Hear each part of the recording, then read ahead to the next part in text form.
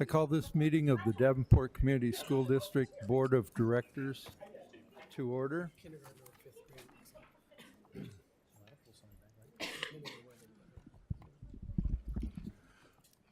We appreciate your attendance at this board meeting. By attending meetings, you can learn about the accomplishments, needs, and concerns we face. The board meets regularly on the first Monday for committee of the whole meetings and the second and fourth Mondays of each month for regular meetings. Open forum for the public is available only at regular meetings. All meetings are open to the public except closed and exempt sessions, which are permitted by certain sections of Iowa Code. All board decisions, however, are made in public open session. The board is not a forum. It is a deliberative body. Accordingly, it receives communications, both oral and written, as a medium of information. It does not debate the contents of such communications, but considers them in making decisions and in the establishment of policies. During each regular board meeting, there is an opportunity to address the board by completing an open forum request and giving it to the board secretary prior to the meeting. Each person may have up to 2 minutes of time to speak. This is a time of listening by the school board, so the board does not make any comments during open forum. The issue will usually be referred to the administration for further study and follow-up if necessary. When the board president recognizes you, direct your comments to the entire board and limit your remarks to 2 minutes unless extra time has been approved by the board president prior to the meeting. The school board president will recognize one speaker at a time and will rule out of order other speakers who are not recognized. Only those speakers recognized by the chair will be allowed to speak. Comments by others are out of order. The school board president shall promptly rule out of order any discussion by any person, including school board members, that would violate the provisions of state or federal code or law, our open forum policy, or the statutory rights of privacy of an individual. To ensure that the board can conduct the important business of the district, the following guidelines apply to all members of the public who attend board meetings. The board asks that all members of the public treat open forum speakers, district employees, and the board with respect. Individuals are not permitted to engage in conduct that interferes with the ability of other individuals to watch the board meetings, interferes with the ability of other members of the public to offer comment to the board, or interferes with the ability of the board to conduct its business. Demonstrations during public comments, such as clapping or cheering in response to either public comments or statements made by board members, is discouraged. Those wishing to display placards, signs, and/or banners may not block any attendee's view of the proceedings. Director Potts, would you please read our board priorities? The Davenport School Board establishes the following priorities to ensure the academic success of all students. Provide leadership and direction to improve the overall learning environment in our classrooms, schools, and district, including the health, safety, security, and happiness of students and staff. Direct and support actions, programs, and activities which reduce the impact of poverty on our students, their families, and our community. Thank you. And Director Beck, would you please read our mission and vision statements? Our mission statement is to enhance each student's abilities by providing a quality education enriched by our diverse community. And our vision statement, education that challenges conventional thinking, prepares all students to compete in a global society and inspires our students, parents, staff, and community to answer the question, what if? Thank you very much. Are there any student board reports? I do believe we are prepared. Natalie's going to carry the load for us. Keyshawn Pegas was named second team All-State in Class 4A boys basketball. Him and Josh English also played at the Iowa versus Illinois All-Star basketball game at Augustana College. Central's esports team, the League of Legends, came in second place at the St. Ambrose High School Esports Invitational. The Central Tag team got first place in the Iowa State University Quiz Bowl Club virtual quiz, and this is the second year in a row that Central has been named the champion. Central received 33 Scholastic Art and Writing Awards, including 17 honorable mentions, 11 silver keys, and 5 gold keys at the Scholastic Art and Writing Awards. And Victoria Young also received a national medal for her wooden piece and will be recognized at the National Scholastic Art and Writing Awards in New York City. Central Army JROTC was awarded Best Youth Entry for their involvement in the 2019 St. Patrick's Day Parade. On Saturday, our boys track and field team traveled to Buffalo to fill sandbags for the flood. And lastly, Central's mock trial blue team went undefeated at their competition and qualified for state. Thank you.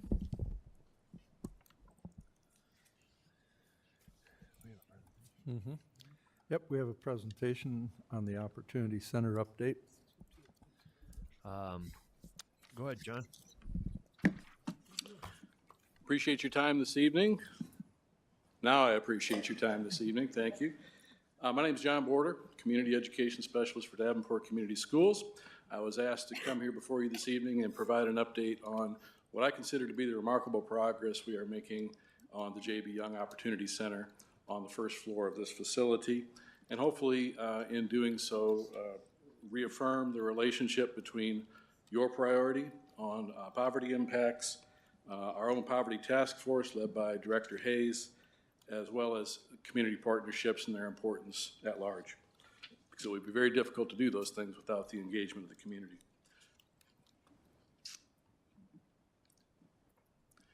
Briefly, I want to let you know, as if you don't already know, that this is not a new conversation.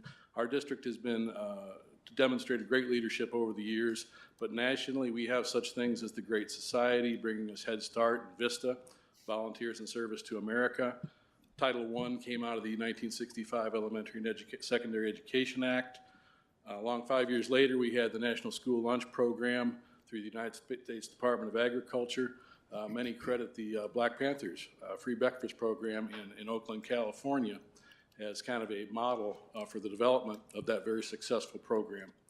And then here we've had a number of frameworks which we've reviewed and looked at through the years, listed a few of them there. Many are familiar with about 25 years ago, a lot of people were doing work with the Ruby Payne framework for understanding poverty. More recently, we've been working with a model by Donna Beagle called Opportunity Community that's gained some traction in the community. And then also Jeffrey Canada's Harlem Children's Zone in Harlem, New York, which is an applicable model. So the Poverty Task Force, into that tradition, you have the Poverty Task Force, right? And you have a number of leaders in our community through the years that have understood the importance of addressing those barriers to learning. So you have more recent champions like the late Bill Sherwood and former director Ken Crumweedy, who were essential in getting that process started for us in a very formal way. Out of that grew 4 different action groups within the Poverty Task Force. Neighborhood Opportunity Zone, referencing the attendance areas of Jefferson Elementary School and Madison Elementary School. The idea there being to coordinate the assets, resources, and capabilities of the community to be able to impact those buildings directly. We also have a food insecurity action group within the task force. Mike Miller, Riverbend Food Bank, has been one of the key players in that, making terrific progress in the community. We also have a transportation action group that addresses that as a barrier, and then also educators in the community understanding poverty better so that we can begin to align our resources in a more strategic way and to understand and meet people where they are as opposed to where we think they ought to be.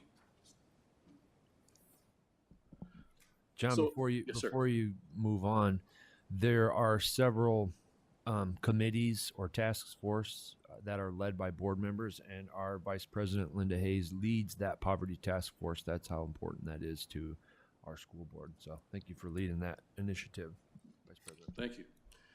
So in March of 2016, as best practices were researched, Interim Superintendent Schneckloth organized a visit to New York City so we could visit the Harlem Children's Zone. You see our smiling faces there with Mr. Jeffrey Canada, the former CEO and president of the Harlem Children's Zone, currently the president of the board. Board member Director Mayfield, district leaders and community advocates, including Reverend Ralph Kelly, who's here with us tonight, participated in a 2-day practitioner seminar. We utilized the data we gathered to determine focus areas within the neighborhood opportunity zone. A couple of the quick lessons we learned were we have to make our own path, we have to be aware of our own resources and our own challenges, and that the importance of trust and humility. That was a big, big takeaway for us. That Harlem Children's Zone model, in addition to being whole child-centered, strengths-based, and relational, also employs what they call their pipeline. So you have a continuum of service from early childhood, elementary, intermediate, and high school on to post-secondary and college, with transition programs in between, all wrapped around by before, after school, summer programs. And they also have very important components that they refer to as the conveyor belt. So if kids get out of that pipeline somehow, that they're back onto it, those are neighborhood groups, those are family and social service agencies that are pushing those kids back into the education pipeline when they get off track. Here's a very attractive photo of our group in Harlem, and we were just so thrilled to be a part of that experience. It was very special. Simultaneously, the closing of J.B. Young as a school led to the concept of developing an opportunity center on the first floor. How did we enlist the neighborhood and the community? We had 3 superintendent listening sessions in February 2016. Letters of interest were submitted from community groups in June of 2016. A superintendent's committee of neighborhood residents and stakeholders were formed to review and score letters of interest in September. And then by December, in less than a calendar year, we made recommendations to the board regarding the future tenants of the J.B. Young Opportunity Center in December of 2016. So a quick run through of our current tenants. We have the Boys and Girls Club Teen Center, doing wonderful things on the first floor: education and career development, character leadership, health and life skills, the arts, sports, fitness, and recreation. Everyone is familiar with the success nationally of the Boys and Girls Club, and this is their first teen center on the Iowa side, so we're very proud of that. Safer Foundation Quad Cities has their youth empowerment program as well as their business offices. These are working with kids who are court involved to make sure that they stay on track for graduation, providing with academic tools and job readiness training.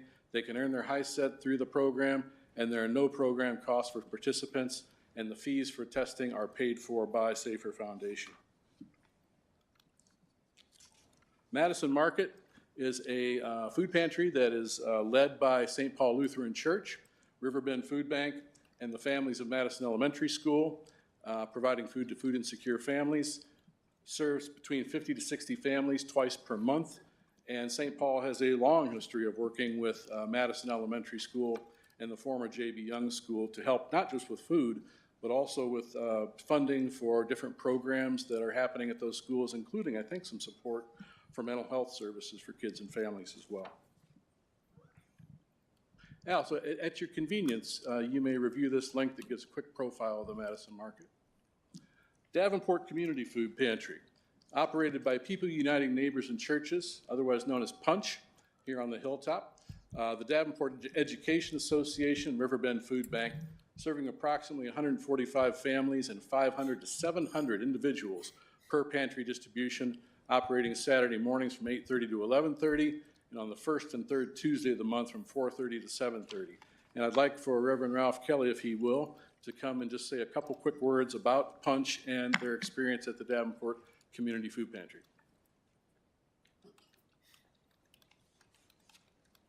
Thank you, John, and the rest of you that are on the panel today. Davenport Punch Group has been particularly interested in helping the people in the hilltop and developing whatever is necessary, and then stepping back and letting those families and those communities continue to strive and build and move to the next level. And on behalf of Punch, I just applaud you for allowing us an opportunity to step in and step up. I know there's always more, but we're doing the best we can do now, and we thank you. Thank you, Reverend Kelly. We also have the Art Legacy League, affiliated with St. Ambrose University, and Father Katich's works there to preserve, instruct, and foster art methods and practices as a foundation for individual creative thinking. They offer a number of classes. So many of you might be familiar with this sign on the campus of St. Ambrose University. That was actually etched in slate by Paul Herrera, who is the chairman of the board of the Art Legacy League. We also have the Davenport School Museum, which I encourage everyone to visit. They've got a little more space now than they did across the street, so anytime you're available, come on in. Mondays 9 to 11, Thursdays 10 to 2, and Fridays 10 to 2. They also are looking for volunteers, so if you know of anyone that might be interested in that, please contact the museum. And then finally, we have our own programs. We have Children's Village Early Learning Center, and we also have the ProStart Culinary Arts Program, which I understand will be launching very soon. Kids have been tremendously successful. Finally, I want to make you aware, if you aren't already, that we recently were nominated for a very prestigious award and through the 1,000 Friends of Iowa. And I'd like to invite Scott Tunnicliffe with the Hilltop Campus Village up to give you a little background on that.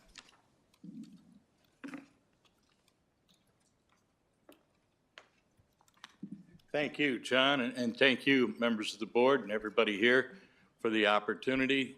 1,000 Friends of Iowa is a proactive economic development group that is statewide and offers typically smart development awards, 8 to 8 categories.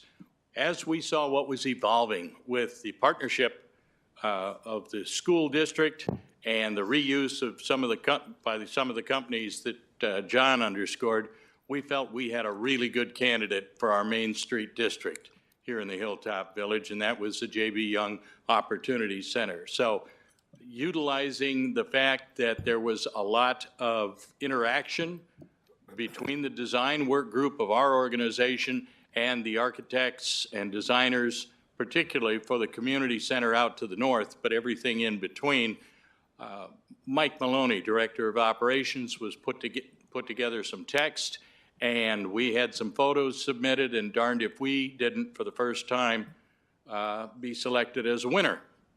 We were the Smart Development and are the Smart Development of the Year award winner for large communities. So we were able to go up and in the state rotunda receive recognition from the Iowa Department of Economic Development Authority and some of the state legislators that were there too.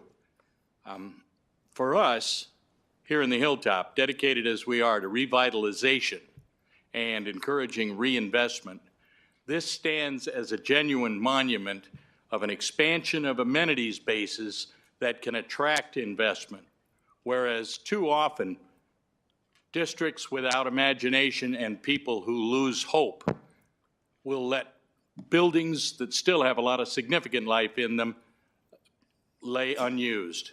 That's not the case with this. On the contrary, I think J.B. Young Opportunity Center stands as a monument to those that are looking for places to reinvest. It shows it's a place of strength and a place of creativity and a place where bricks and mortar can still have an iconic presence as a social and economic hub for an area. And we want to thank the school district for all their part in it. Appreciate it. So that concludes the presentation. We're happy to take questions. Well, before you do that, I want to acknowledge some people that were missing from the presentation. Wonderful presentation, John. I think it encapsulates everything. Rob Scott, Bill Schnaden. I was in the meeting when I believe it was Bill that coined, why don't we put an opportunity center in there? And it was hot off the heels of coming back from Harlem with our community partners. And without those two guys sitting right over there, it wouldn't have moved as fast as it did with Mike's planning and because it was controversial. And it quickly turned into a place that Mr. Tunnicliffe and the Hilltop and the rest of the community can come to. And I think without those two guys over there, and I think Bill even coined the J.B. Young Opportunity Center, because I remember Dr. Tate scribbling it across one of his papers in his characteristic fashion, pulling it off like this, done deal, so to speak. So excellent presentation, and I know those two guys played a huge role in that as well. Thank you, gentlemen. Are there any questions or comments by the board? Director DeSalvo. Well, thanks to you too, John, because I know that you're very instrumental in all of these groups. So you do an awful lot of work for our community. Having been a part of the JB Young closing was one of the most horrible things I've ever had to be involved with. And seeing this makes me feel a little bit better about those tough decisions that we had to make.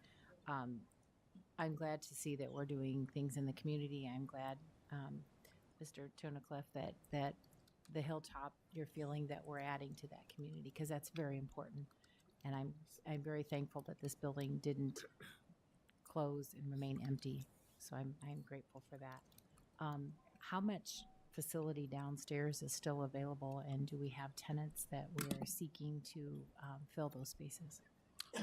Well, as ProStart Culinary Arts begins operations very shortly, currently there's a room down there being used for things that were moved out of that area, so that's all being moved back in.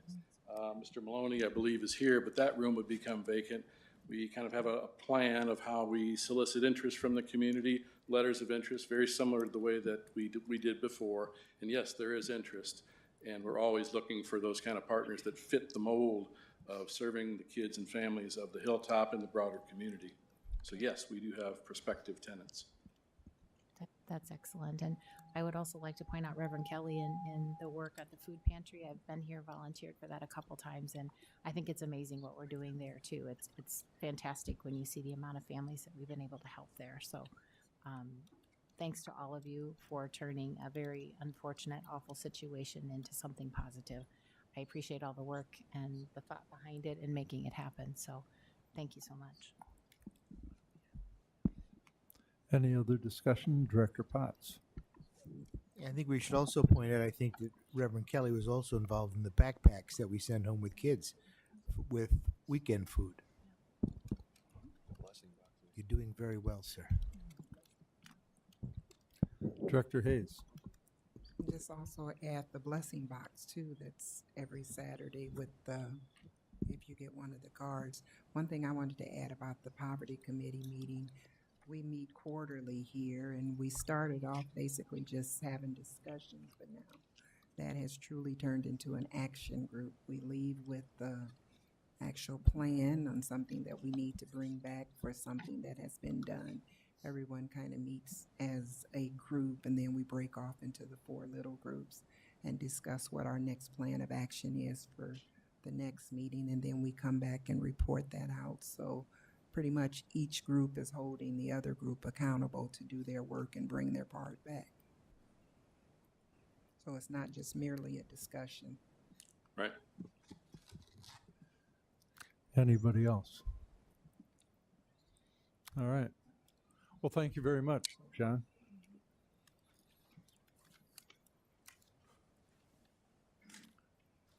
Next is board reports, but before we get there, I have to acknowledge that I made a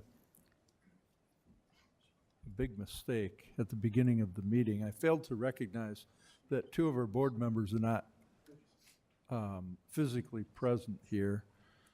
Our board has determined that it is appropriate for board members to call in by phone if they're unavailable to physically attend.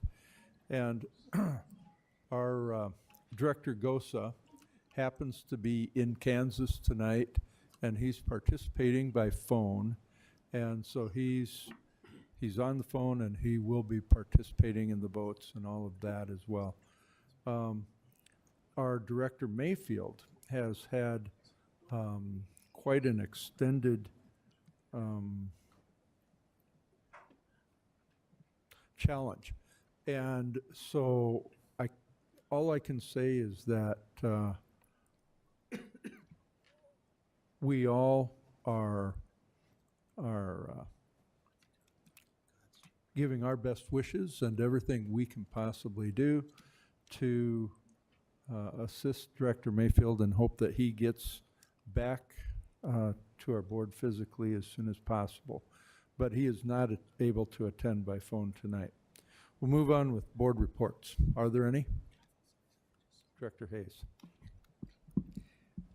Last fall, I had, went over to Williams and was kind of visiting with Principal Heller over there, and we had several discussions about things that were going on in the school, and we may have mentioned that there was a pilot program that was going on at Williams, and just to let you know the progress on that, I do want to read a letter that I received from Principal Heller.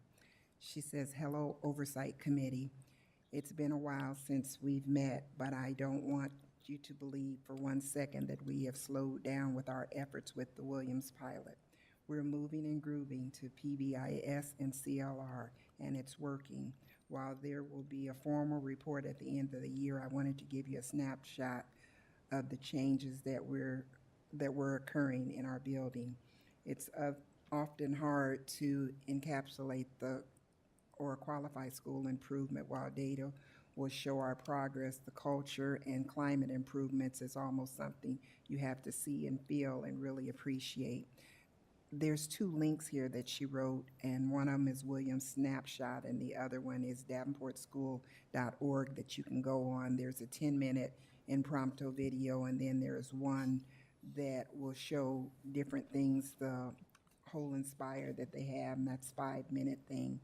And she basically just wants us to take a look at that and see some of the things that they're doing over there. And they want to thank the dedicated people from the State Department of Education and AEA district level and building level, and basically to let us know that she's really proud of the teachers and the students that are at Williams, and also just basically kudos to Williams for all the hard work. I went over there, and during passing time, students are in the hallway and literally corralling them to get to their class. Had been a difficult process, but it sounds like everything is starting to come together for them over there, and I just kind of want to give kudos to all the Williams staff for their hard work, and also to Sandy for the time that you spent over there helping them, and things are just really starting to turn around in that building, and that I didn't want that to go without notice.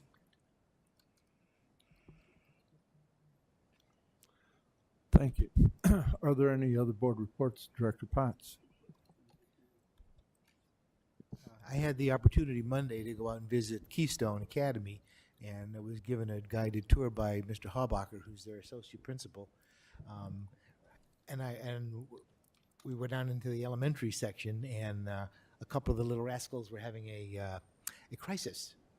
And it was really interesting and see how quickly, especially the paraeducators that work out there, just were right in there, right on it, settled them down right away. Got one of the little students out there tracing her letters on a table out in the hallway, and just calmed her down just like that.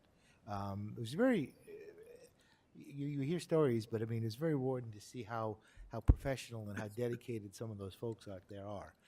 And also, I was greeted by a very professional and competent head secretary out there who, "Oh, you're sitting out there. Hello, how are you?"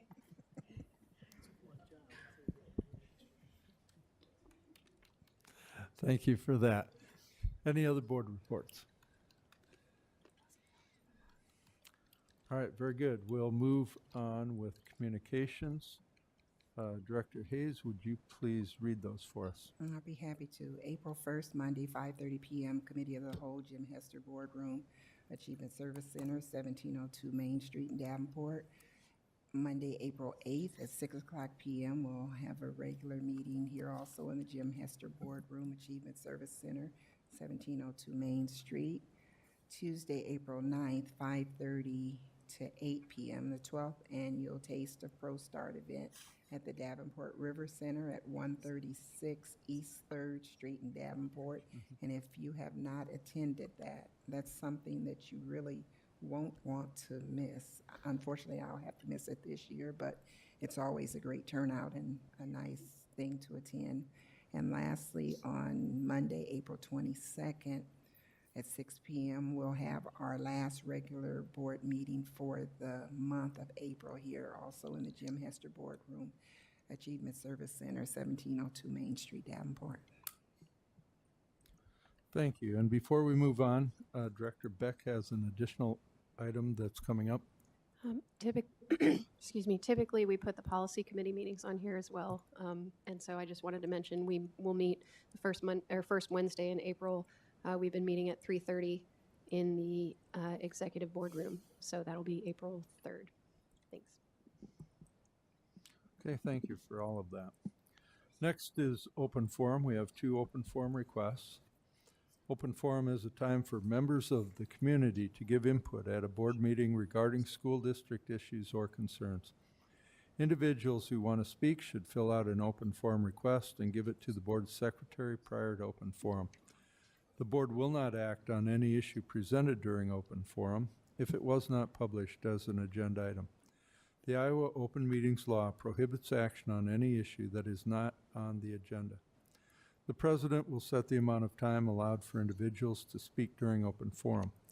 The board asks that no charges or complaints be made against individual employees of the district or community during open forum.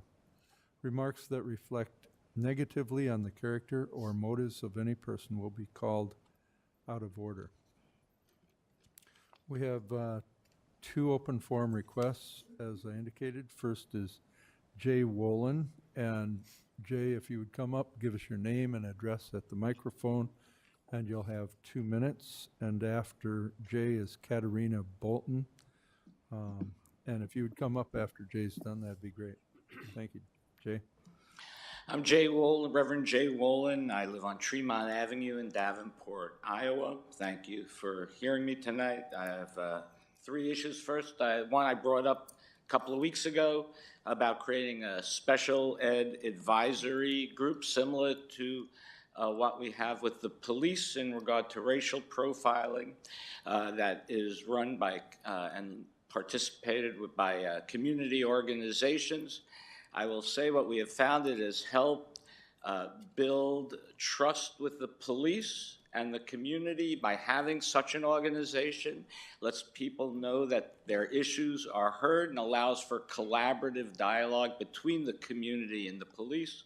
And I would recommend the same with the school board in regard to special ed, which has been something where honestly there has been a loss of trust in the community. And I think this would be a way for you to hear from the community and to build trust with them. Again, I haven't heard from anybody in the last 2 weeks about it, so maybe you're working on it and just haven't gotten back to me yet, but I offer you my services to help put that together.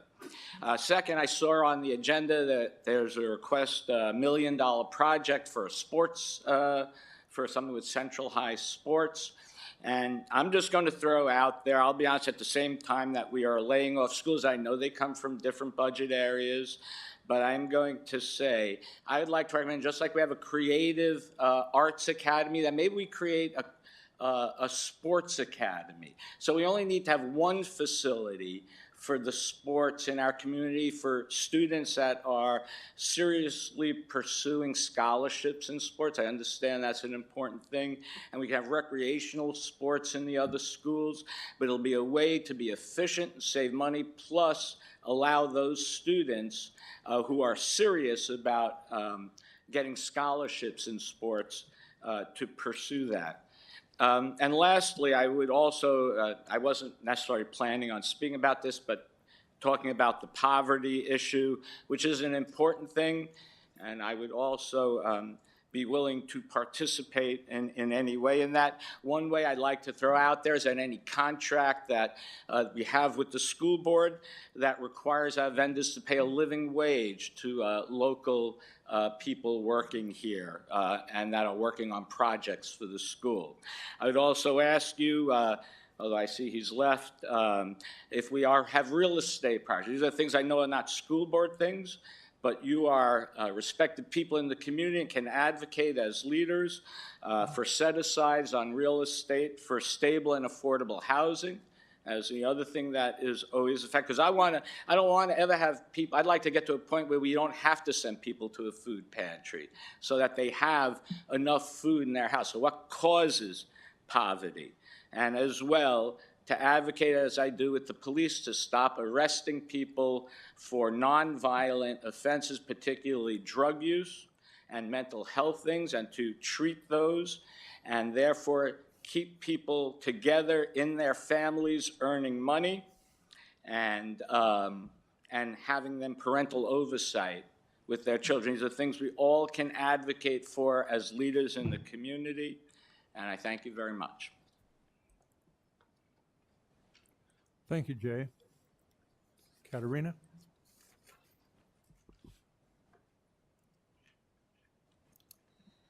Hi, my name's Katerina Bolton, 1920 Walling Court in Davenport. I'm going to read a short snippet from an online article written in 2018 by a retired Iowa public educator called, his name is Bruce Lear. The article was of black holes in school boards. So, quote, what causes this thing to happen to good people? Lack of independent information, group speak with magical thinking added. This alluring black hole causes well-meaning folks who agree to the thankless board job to see the comfort of the cold, dark place where believing whatever administrator says is easier than listening to an educator or parent rant. In many cases, the administrator and the board simply delegate proposals and counter-proposals to be written by an attorney who often doesn't live in the community. While that might allow the administrator or the board members to not wear the black hat if things go bad, it allows the board members to see deeper into the black hole. It's another reason why board members seem to be in the dark when confronted. How do board members climb out of the black holes? The only escape is to be open to multiple information sources and listen to diverse voices. Board members are not called to comfort, they are called to confront, end quote. Regardless of your efforts with specific community organization is not diverse or impactful when you have personal relationships, the self-interest purpose it serves you. It clearly is not in the interest of the community when the majority continue to suffer. Again, board members, you are not called to comfort, you are called to confront.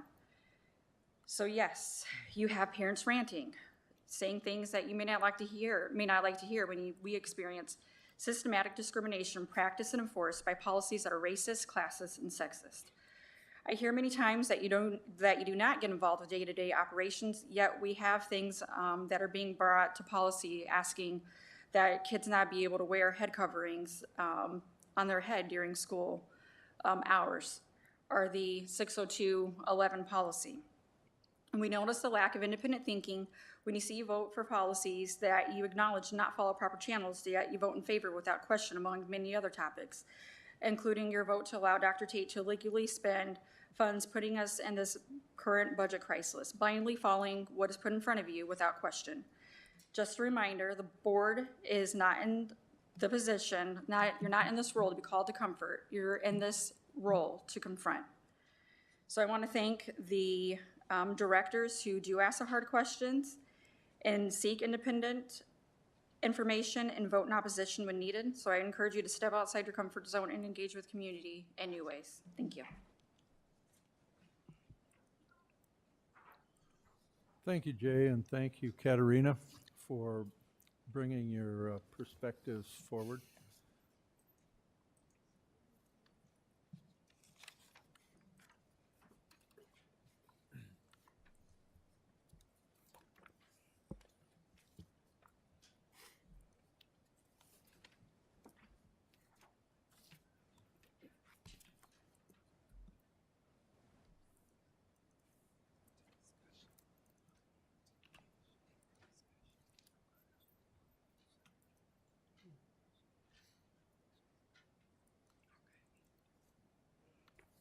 May I have a motion for the consent agenda?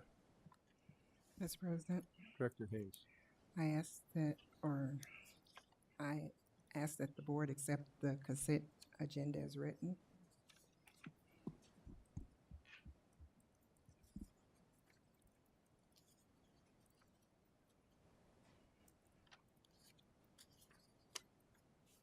Thank you. Is there a second? Second.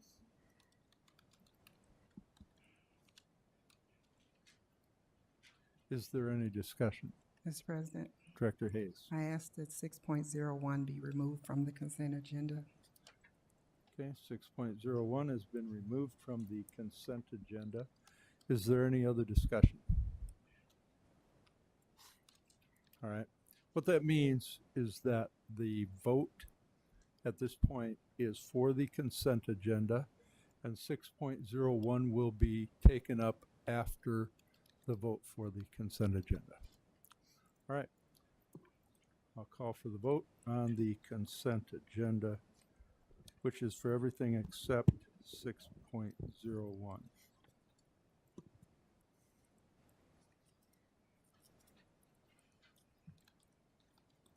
Director Hayes, Yes. Director DeSalvo, Yes. Director Beck, Yes. Director Gosa, Yes. Director Potts. Yes. And my vote is yes. Motion carries. Thank you. Now we'll move to 6.01, which was removed from the consent agenda. May I have a motion? Mr. President, Director DeSalvo. Just go ahead and make the motion for that. I move that the board approve item 6.01 as written. Thank you. Is there a second? Second. Is there any discussion? Director Hayes. I have a couple questions here about 6.01. First of all, I just want to know that transparency is a huge issue for me, and I personally feel blindsided somewhat by this list of the cuts that I have in front of me. It was not my desire to interrupt nor displace the frontline staff who deal directly with students on a day-to-day basis. I was assured by administration that there would be cuts here in the ASC as well. However, I only see 2 from the non-bargain and 1 in the reduction of salary. And I want someone to please correct me if I'm wrong, but I want clarification on that prior to my vote. We as a board have reiterated over and over again each time that there is discussion, each time that we have discussions on the board, on the budget, that we want to make sure that these are fluid and they're due to change. So although I will vote in favor of this because this has already gone to the SBRC and it's necessary, but I want to know at what point will there be some cuts in the building versus kindergarten teachers who basically are the beginning of the future of our students here. You know, to have those cuts without seeing cuts of people that never see students at all, I have a problem with that. But I do support what we're trying to do in this effort. This is an incredibly difficult time, and I can't imagine the position that you guys are in. With that being said, we have deadlines that we have to meet with our frontline staff, with our teachers, with our union members, those kinds of things, and we're doing everything that we can to ensure that we don't miss those deadlines. We have set forth with the reductions that we said we were going to do at central office, ASC, administration, and we're going to meet those deadlines. But we had to do this first. We are going to meet those deadlines. We had 2 administrators retire. We have other administrative positions inside this building that we are looking to eliminate to meet our deadline. The positions inside of this building range from specialists, people going from administrators to specialists, to secretary reductions, to anywhere that we said we could. And it's not. This is just the beginning. It's going to continue, and so that's the answer to that question. We are going to get the number that we said we are going to get from this building, and I also want you to know that everywhere we could, we realigned people into non-categorical funds. And we're doing that with teachers. We're doing that with secretaries, people from this building. We're doing everything we can to hit that number that we said we would hit, but try and save people's jobs. It's what we do all day long, whether it be with teachers, whether it be with secretaries, whether it be with specialists in this building. And so that's the answer to that question. And we're gonna continue to bring forth to the board those reductions. I understand your question and I respect your question. Hopefully that answers your question. Director Beck. I also understand that we are in difficult times, but I wanted to ask a question about the distribution of people. I've noticed that my son's school only has one person listed on here, but other schools have multiple people being cut, and that concerns me that we're not making these changes in a fair manner. And so I'd like to know exactly why that is. Why does it look sort of uneven? So when Dr. Goldstone, please come up. When we did this process, we sat down very collaboratively with the union, and Toby's here.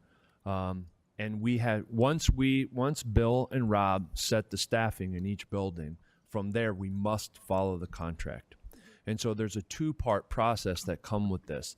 It's a seniority-based contract. So this person bumps that person, and then that gets down to the list that you see in front of us, which are mainly probationary teachers, our first-year teachers. And so some buildings inside of our district hire more teachers than others. And so that doesn't necessarily mean that those buildings aren't going to have teachers, but other people will be moved into those jobs as we move forward. Dr. Goldstone, did I say that appropriately? Is there anything You you'd like were to add? absolutely accurate on it. It's kind of a jigsaw. First, we start with staffing the buildings, and that's done with the principal as well as the associate principals using a formula of how many faculty should be in the building based on student enrollment.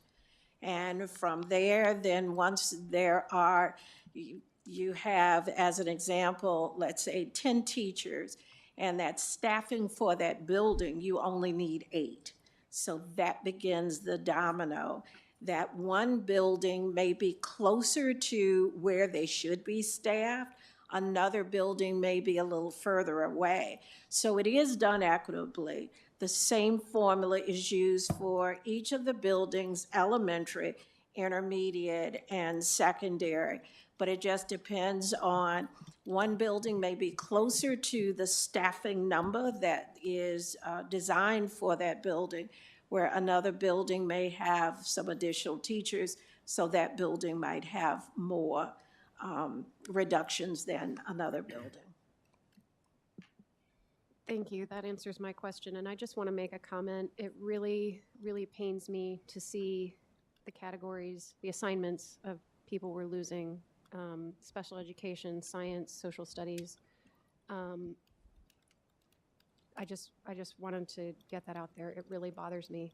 But I know we are in a position that we don't have the luxury of keeping everyone. Thank you for answering my question. If I might add, as those of us have talked, I can tell you I have not slept well in the last 3 weeks. This is even before these came out, knowing that we were going to get to this place. This is not an easy process for anyone. There are names of people that we specifically know. There are names of people that I called and offered a job, and you feel like, oh my heavens, I offer you a job, and now I'm the one that is not letting you continue in that position. This is not an easy process. This has been some really tough, depressing times. But we were given a charge, and we, along with the DEA, we answered the charge by the reductions. Director DeSalvo. Some time ago, I had asked for some stats, and I don't have a date on this, but I know it was through the 2017-18 school year. And from 2009 to 2017, we had 822 fewer students and 441 more staff added during that time period. That doesn't make this any easier, but I'm going to reiterate, I think, what I said the last meeting, in that unfortunately, this is something we are going to have to do every year so that we don't face 74 people losing their job at one time. I feel it could be more manageable if we have a process in place going forward. But I would also like that to include administration. And we have to look at all of that. Yes. I understand that there's a process in place that had to occur with contracts for teachers. But we've talked a lot about Paul Erickson and the services that he can provide. And I know I'm very confident that given him the opportunity, he will find efficiencies for us here in administration. That is his expertise. So I would I continue. completely agree. Yeah, thank you. I would continue to ask this board to support the efforts of Paul and his work. Can you tell me a couple of different figures? And on this document, I'm looking at the student staff ratio in the 2017-18 school year was 4.8 to 1. Do you know where we will be after? Or is it too hard to tell without registration? I don't know at this particular point. We can certainly work on that and bring that back to you. Yeah, I would like that. I'm Okay. assuming in the fall when we have registration and numbers. And then I would also like to know, I mean, I know this is a ratio, but class size is very important. Associate superintendent would know that. Class sizes? The class sizes for next year?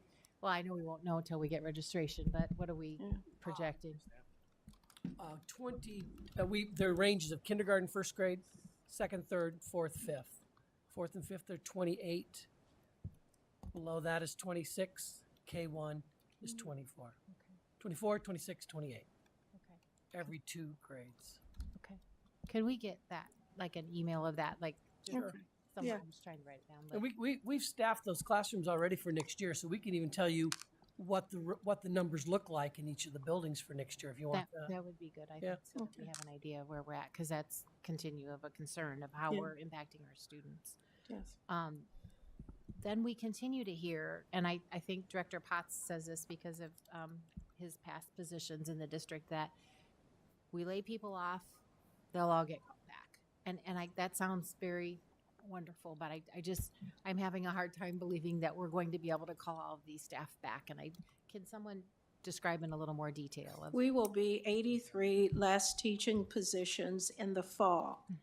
Some of the laid off people we hope to be able to call back because of resignations.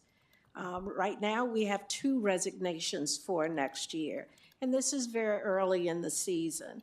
As we get to about May, we will pick up more resignations. And as we get those resignations, provided that those are positions that will be refilled, it will be a callback of the most senior based on a license. So yes, we do hope to be able to call some people back, but we will be, when it's all said and done, 83 less teaching positions for the 1920 school year. And one last question then. When we see these reductions, you see a lot of math and science, which is of great concern, but do you have any idea of offerings that we will have to eliminate because of these reductions, such as foreign language, such as accelerated class, or anything that would be more negatively impacted by these reductions? As it stands right now, nothing is going to be reduced. There have been some shuffling, but those classes should still be there. There may not be as many sections, but those classes will still be. The offerings will not change. Yeah. I'm sorry, I thought of one last question then. As far as qualifications for some of those positions, like a foreign language or a foods class, I know those are somewhat hard to come by. Were those things considered in some of these reductions? I would assume if someone is specialized in teaching home economics, which it's my understanding is difficult to staff, was that When a considered? building received their staff number, the building decided where that cut would be, and sometimes it was. We're not able to fill a particular area, and so that's the area because we've diverted students into other places. That decision was not made in our office. That was made at a building level. And at some point, I would have a request that building by building, I would like to see enrollment and staff in that ratio, if that's possible. I don't know if that's a stat that you have, but Yes. As we progress in having to look at this in the future, that would be very helpful in some of the tough decisions that we will have to make. So, Okay. thank you. You're welcome. Director Beck. Sorry. Along with those data, I'd like to know if there's enrollment trends in each building? So are some buildings losing students from this year to next year versus some buildings gaining students? If you can throw that in there. I would assume that would affect staffing, but just so we have an idea of sort of where students are going in the district, that'd be great. Thank you. Any other discussion? Mr. President, Director Gosa. I just want to say, I'll keep it PG. I'm pretty upset about this, and I understand that you have to deal with union contracts and stuff because I'm covered under one. I understand how that works. But you knew in plenty enough time the staff cuts you were going to make and the reductions in the ASC that you could have put those people out front so that it didn't just seem like we were coming after the teachers. And I'm just getting a little, to be honest, I don't have faith in our administration anymore. It seems like we say they ask for our direction on what we want, and then they do the complete opposite, and then we get stuck under a deadline. Well, now you got to do this.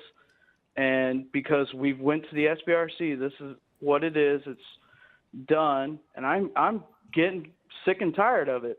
We had Paul Erickson come in, met with roadblocks from when Dr. Tate was in. And I'm not saying that would have saved every job, but that could have helped out alleviate some of that. It's getting ridiculous. And I'm just going to stop there because the more and more I talk about it, the more and more frustrated I get with it. I really hope they understand what we're saying, and I'll say it and say it and say it and say it over again, but it does not seem like that.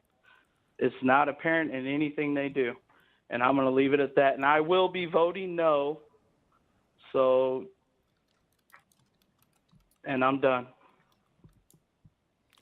Thank you. Is there any additional discussion? All right, I'm going to call the vote on 6. Natalie, I apologize. I haven't asked you your thoughts all evening. Do you have anything? I mean, this is an important issue, and just thought I'd check in. You have nothing to say? Okay, thank you. All right, we'll call for the vote. This is on, the motion is to accept the administration's recommendation regarding the reduction in force, the RIFs, appointments, resignations, retirements, leaves, etc. Director DeSalvo.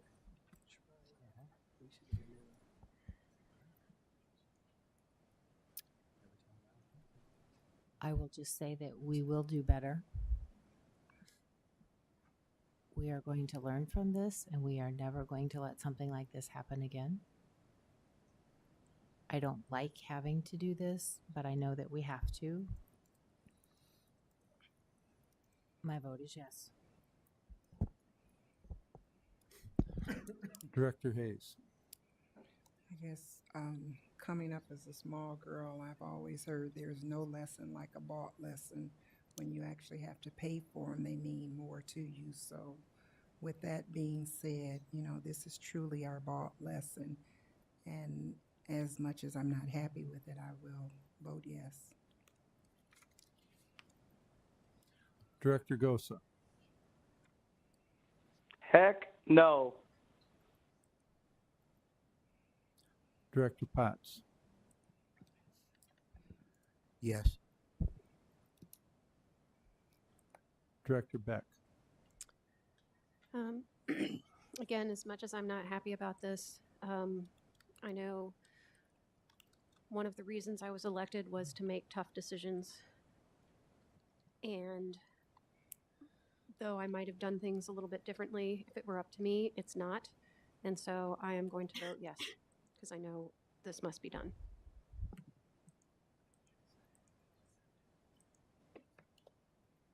Thank you.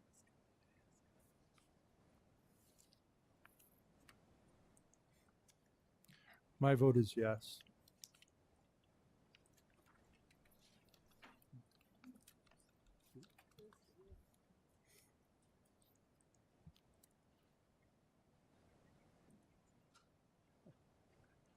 Director Potts. The Vice President doesn't recall your vote. I recorded what I thought you said. Can you give it to us again? Yes. Okay, thank you. The motion carries. Thank you.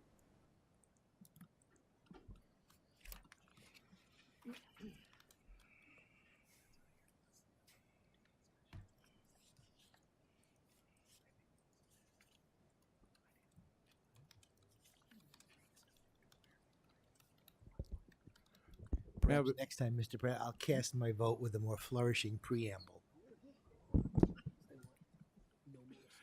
The votes are already cast. Thank you. Okay, may I have a motion regarding approval of minutes for the March 4th and March 11th meetings? Mr. President. Oh, wait a minute, that's still part of the consent agenda. Excuse me. May I have a motion regarding approval of bills? Mr. President. Director DeSalvo. I move that the board approve the following resolution as recommended by the administration for adoption of the bills from the bill listing periods of March 7th, 2019 through March 20th, 2019.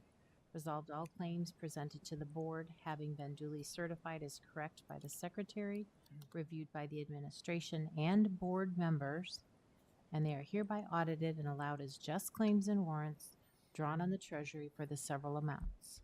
Further resolved, the payment of claims and salaries be approved as presented for the periods of March 7th, 2019 through March 20th, 2019. Thank you. Is there a second? Second. Is there any discussion? Okay, call for the vote. Director DeSalvo. Yes. Director Hayes. Yes. Director Gosa. No. Director Beck. Yes. Director Potts. I'm going to be responsible and vote yes. And my vote is yes. Motion carries. Thank you. Is there a superintendent report? I do have a report tonight.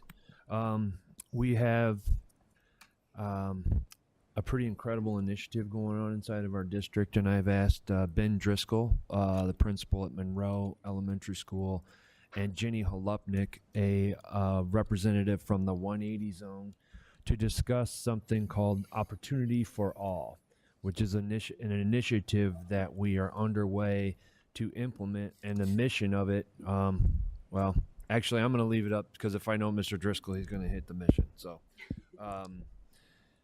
if you don't know Jenny Holupnik, she is an incredible asset to the Davenport Community School District, and I'm sure you hear wonderful things about Rusty Boroff. Well, it's partly because he's got people like him working for him.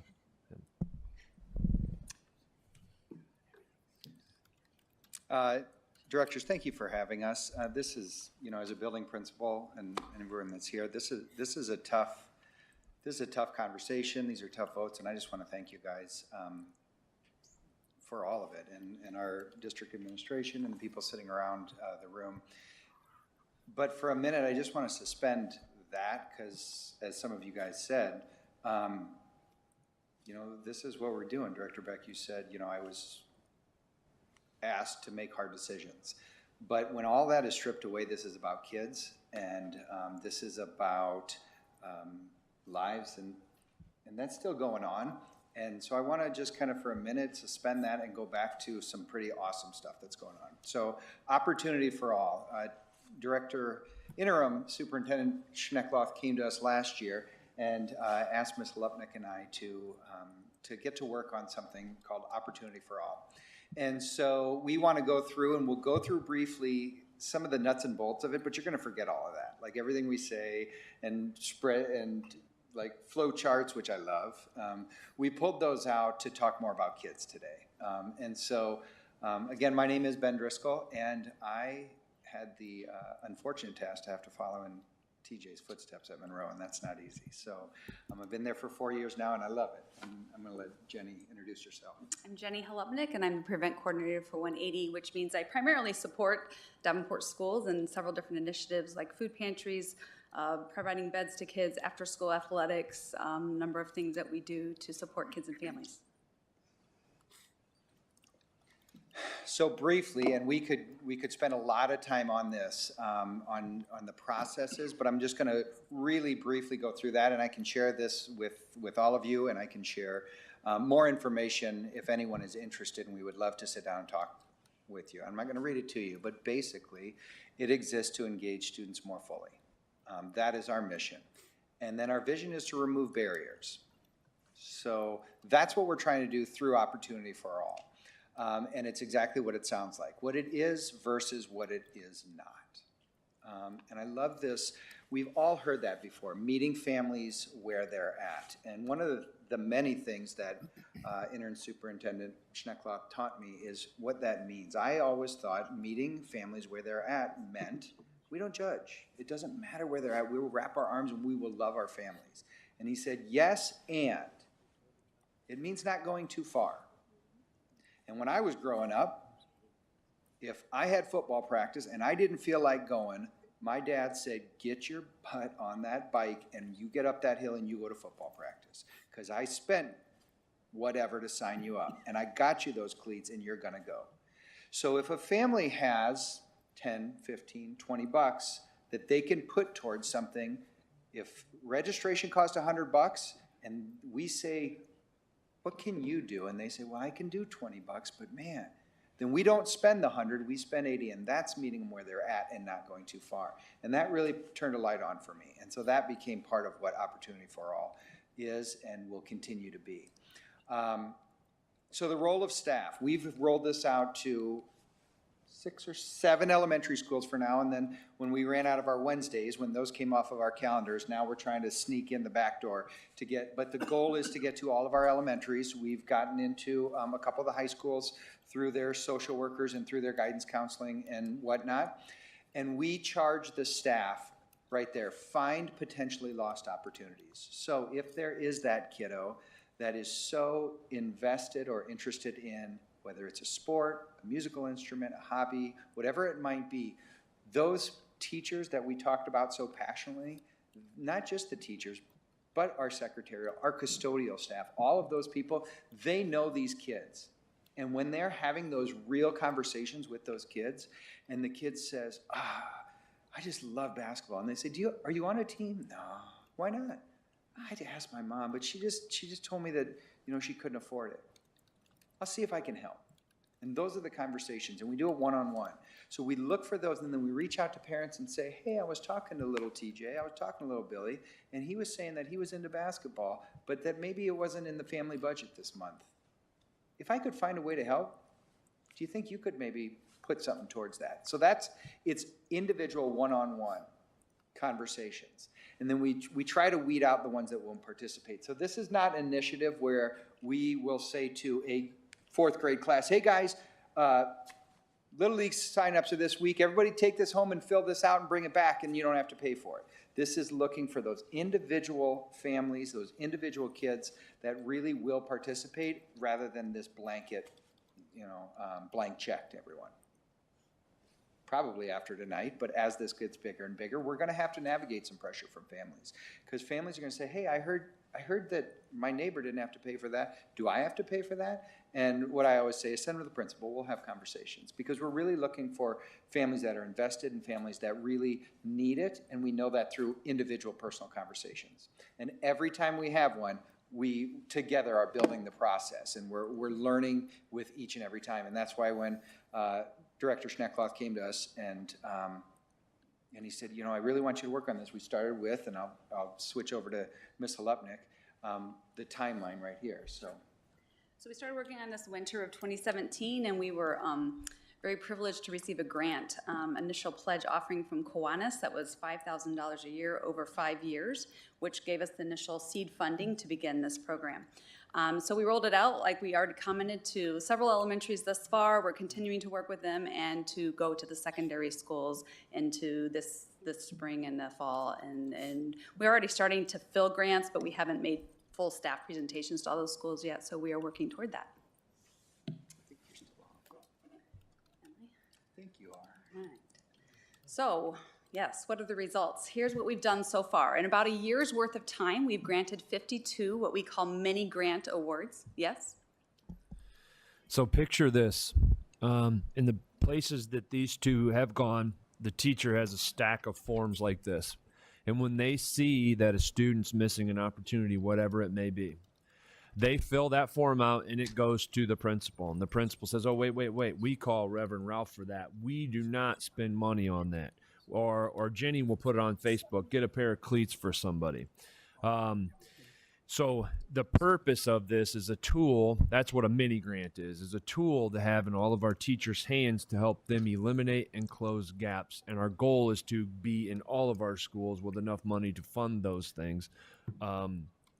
Sorry, that I wanted to make sure that the picture of what that looks like is clear, because we don't want to supplant or take the role of a very involved community partner. Absolutely. And we make that clear when we do our staff presentations that this doesn't usurp anything they would normally already go to and have resources for, but these are to catch the kids who fall outside of that normal things they have been doing. So it's been exciting.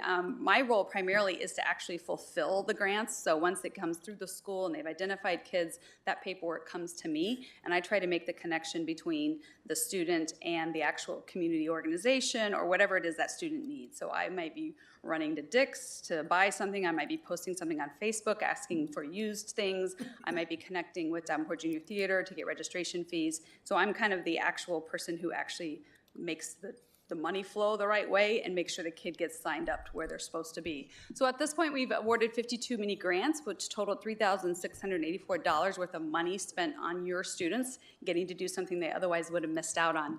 The exciting thing about that is the value of those grant awards were actually over $8,000.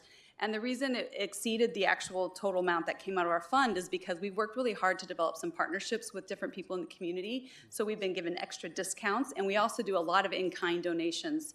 We'll share some examples of that coming up. But we feel like we've been very successful at multiplying the dollars we have substantially. In addition, because of the original grant that was given to us from Kiwanis and the ability for us to kind of get rolling with Opportunity for All, we were very blessed to receive additional gift money from a memorial gift in memory of Jason Roberts that came specifically this year, $15,000 to benefit students at Central High School who are wanting to play athletics and have some barriers that way. So we've sort of set aside a pot of money within the OFA umbrella that will be used specifically for those students at Central because of that special gift. So we're excited about that. We're working closely with Davenport Schools Foundation, and they are a partner in this as well. And they're helping with the financial part of that. And they've been excellent to help direct resources this way for Opportunity for All. To TJ's point, we have in that flow chart that I like so much, we even say, like, the first place we always go is within the building. And then we look out to our partners at other schools for whatever it may be. Then we look to community partners before we even consider dipping into any pot of money. But what I really want to do is, like I said, make it about the kiddos. So this is an example of taking our resources and stretching them as far as they can. So we're going to call this little girl, how about we'll call her Erica? How's that? So this is little Erica, and her mom just really wanted to give her an opportunity to dance. And so Jenny put it out on Facebook. Is there anyone that potentially could maybe support this effort? No names or anything like that. And so a little dance class maybe in Pleasant Valley or some type of dance troupe heard about it, and all these kids wanted to give her something. So I want to show you this. And that was on top of the registration fee. So we were able to get her into a class at Davenport Junior Theater, and then on top of that, they came up with a little gift basket for her. Is there sound? Do we have audio?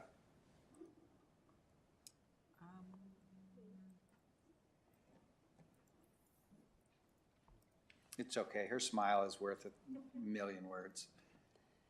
But so this is I don't know what they call them, the dance outfits, but look at her. She just doesn't even know what to do about it. Oh, should we take it? But this little girl just put her head in her hands. She just doesn't have this. This comes from a good family. Mom works. Mom cleans hotel rooms. She works full time, and she has 2 brothers, and was not going to have this opportunity.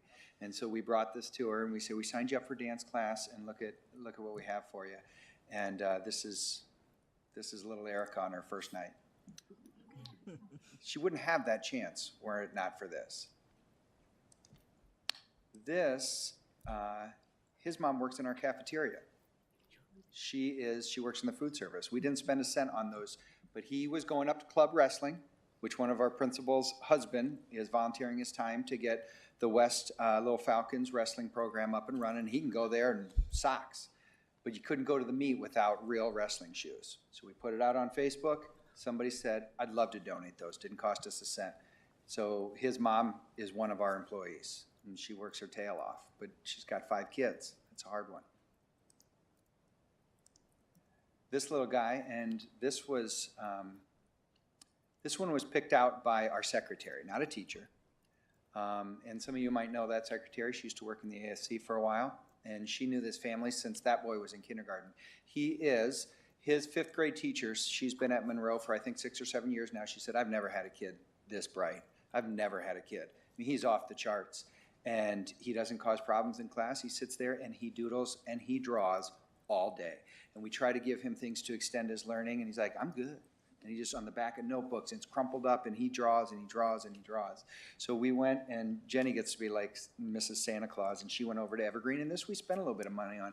We got one of those, little leather-bound cases with the real art supplies, and he, no way, and we pacing back and forth, and we're trying. In fact, when Mr. Border was here talking, I just wrote him. I said, tell me more about this art league that you're talking about. This is where we can get these kids that we wouldn't otherwise have the chance. And so he has his real art set. Yeah, Jenny. this is a fun one. We worked with the band director at Monroe on this one, and he had instruments to provide first-year students, 5th grade students, to participate in band enough, but he had 14 extra students who wanted to participate, but they didn't have instruments and had no way to provide for them themselves. And so we put a call out, again, on Facebook, right, social media, thank you, and we ended up with more than 14 instruments, and we used the OFA funds to make sure they were in good working order and repaired, but the instruments themselves came in for free. And there, is thousands of dollars worth of value that we are now have in these students' hands. And of course, if and when they graduate on or decide to stop playing, those instruments will go back to the school. So it will continue to serve the students at Monroe. And so we're excited that OFA was able to help make sure the instruments were working and able to be serving those kids. This one is a fun one. This one came recently from the robotics instructor at West High School. And they had a group of kids who were doing robotics and a student who wanted to participate who had a financial barrier. It cost $100 for them to participate in the robotics program for all the different things they have to pay for, as an after-school club. And so we were able to provide a grant for this student. She's the front row on the left, to participate in robotics that she would have missed out on other words. And as a result of that, they went on to the state competition and took 2nd place. And so now they're going to the world's competition in Detroit here, I guess, in April. Maybe you guys have already talked about that. And so we will be helping send her to be able to participate in that experience as well. And as you know, that can be a life-changing opportunity, a future field, something that somebody would be pursuing that this student would have missed out on otherwise. So we're excited about that. Can I jump in for your story? And I think about that, like you said, life-changing. And without this, one of those kids isn't on that team. Without that $115. So I'm going to have Ms. Halupnik close with the story in just a second. But before we do, we had one, and it was after we just found out about this. Harrison Elementary, Principal Baxter, she called and said, I know you guys have mentioned this opportunity for all or something. Is there any way? Fast forward to little girl really wanted to play the violin, and the bow was broken, and she could not afford to get that fixed. And without it, she can't take part. And so we said, absolutely. And we coached her, and this is part of the process. Talk to the family, that whole investment, meeting families where they're at, and said, if you could come up with anything, it'd be great. If you can't, that's okay. But we thought you might want to be, if your contribution is, I'll make sure she practices every night, that's enough. That's okay. And she said, no, I think I can. She brought us in a money order from Quickstar for $5. That mom took her $5 bill over to Quickstar and said, I need this in a money order, and $5, and just, that almost brought me to tears, that she would go to that much work, and that little girl's practicing every night. Ms. Baxter cannot say enough about it. But that family's invested. That family believes in it, and that family, we met them where they're at. We didn't just give them a violin and say, I hope this works, it's gonna collect dust. That mom contributed, and that's real. So this last one is kind of bigger than an instrument. Yeah. So this is a student who is now at West High School. We'll call him Joe. I met him when he was at SMART. I go over there a couple times a month and have lunch with some kids and play games, and so he and I got to know each other a little bit. I was walking through the building one day with Principal Cabrera, and I asked him, or we were walking through, and I said, hey, Joe. And he's like, hey, did you know Joe's a really good drummer? I said, no, I had no idea. He's like, yeah, if we could get him a drum set, that's what I've always been wanting. I just can't find one for him. That'd be awesome. And this was right about the time Opportunity for All was starting. And I said, well, maybe I could help you with that. Let me see what we can do. So we put the call out for a drum set, which came in as a donation. And then I was friends with the other man in the picture, whose name is John. He's a local drum instructor in the community. And I said, John, I don't know, would any interest there? You know, you could invest in this kid. What do you think? And he said, let me meet him and let's see. We'll go set his drum set up. We'll see how serious he is. So he got to meet Joe, and they connected, and he has been giving him some drum instruction regularly for the last 6 months or so. I talked to John just the other day, and I asked him how things are going. He was excited because Joe his desire at that point had been to play in the West Jazz Band, and he had been able to, now that he has a drum set at home to practice on, be a part of that jazz band experience. But even more than that, John told me that he had taken Joe with him one day recently, just last week really, to a charity event he had been putting on for another drummer in the community who was battling cancer. He had Joe with him all day, working side by side, setting up this charity event and talking and, you know, kind of being his right-hand man. And he said that Joe turned to him at the end of the day and shared that he recently, just in the last week, had lost his father to a drive-by shooting in another city.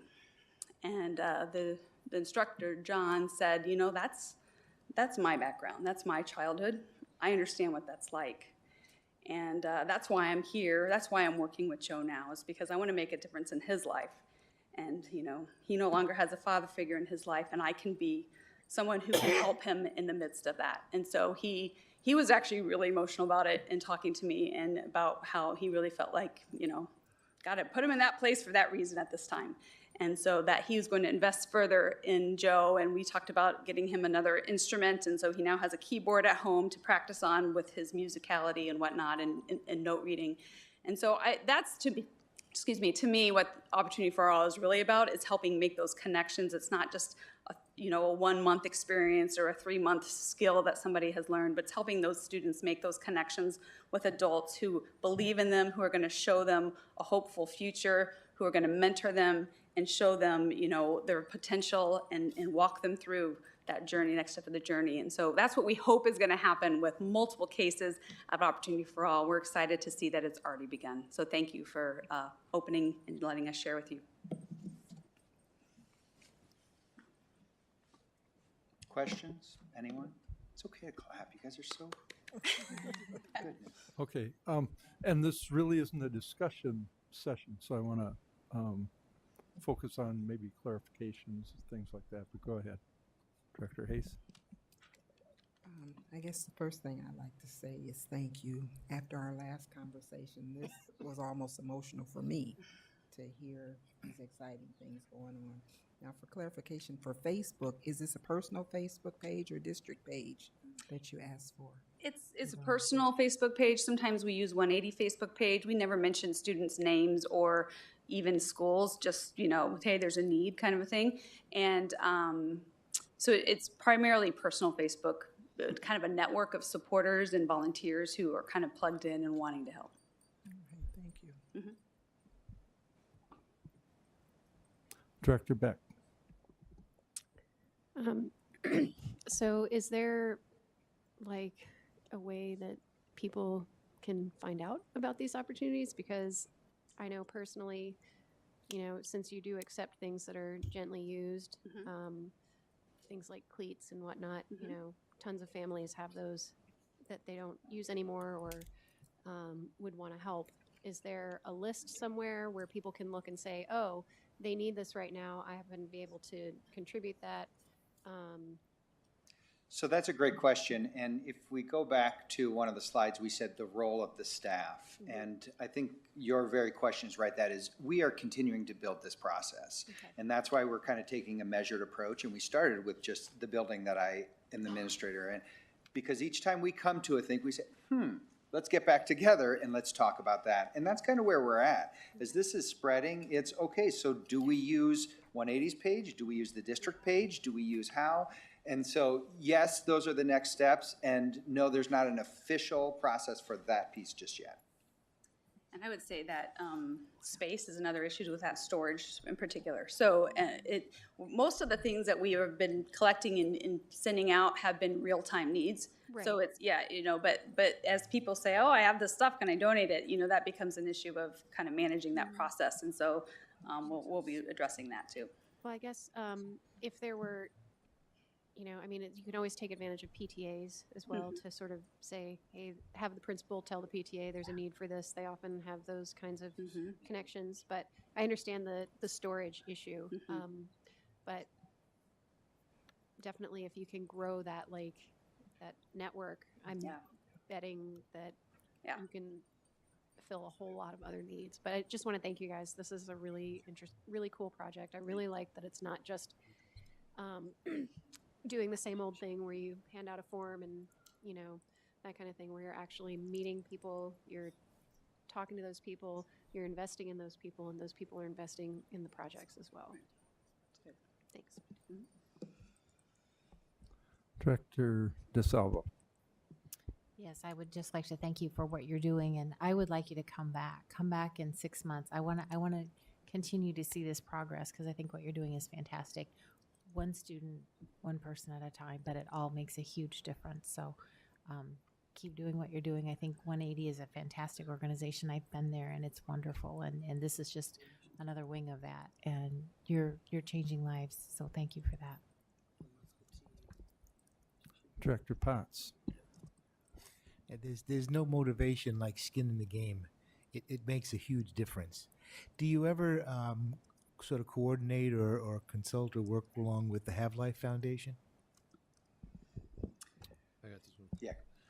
The very first group that we met with was Mike, because we wanted to make sure that we were supplementing everything he does. So we go where he doesn't.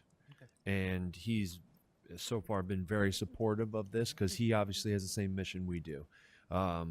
To close opportunities for students. He's the first person we met with, and we go where they don't. And that's why the administrator is so critical, because our administrators understand Have Life and understand what that should be for, and they defer that to there to make sure that we're never crossing those funding streams.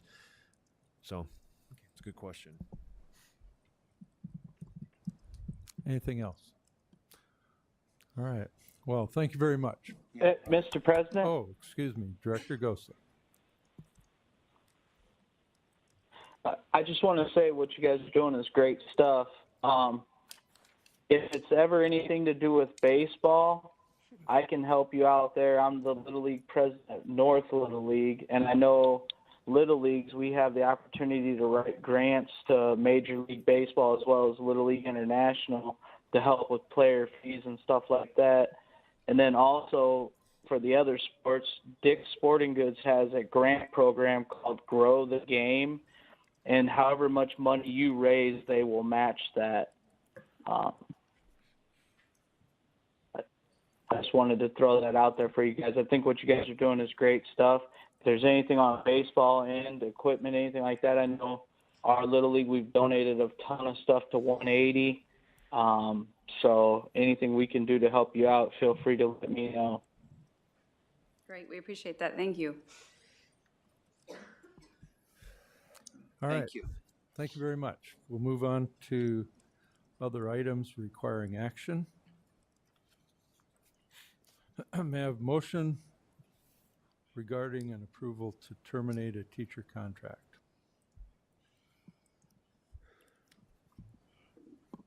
Mr. President, Director Hayes. Mr. President, I move the recommendation of interim superintendent to accept that the employment of Allison Kelly as a teacher and the teaching contract be terminated at the end of the 2018-19 school year for the reasons that are set forth in the interim superintendent's notice of recommendation to terminate contract of Allison Kelly.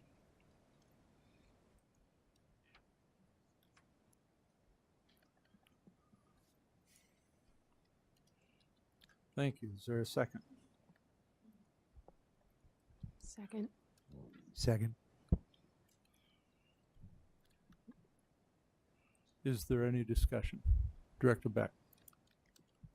Could you please explain why we have to vote specifically on some people?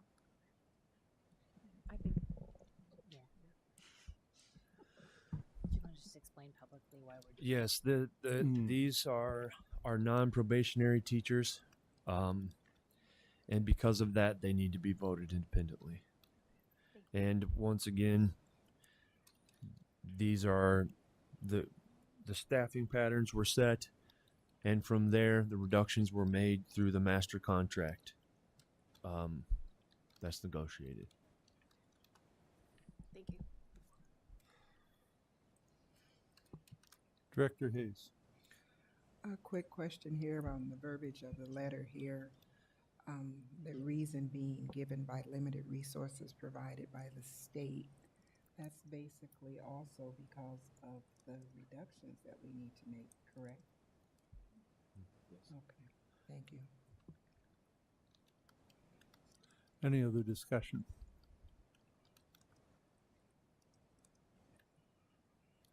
All right, we'll call for the vote.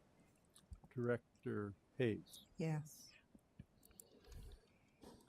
Director Potts. Yes. Director Gosa. No. Director Beck.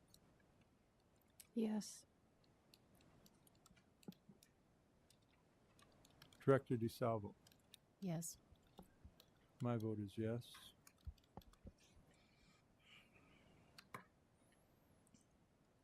Motion passes.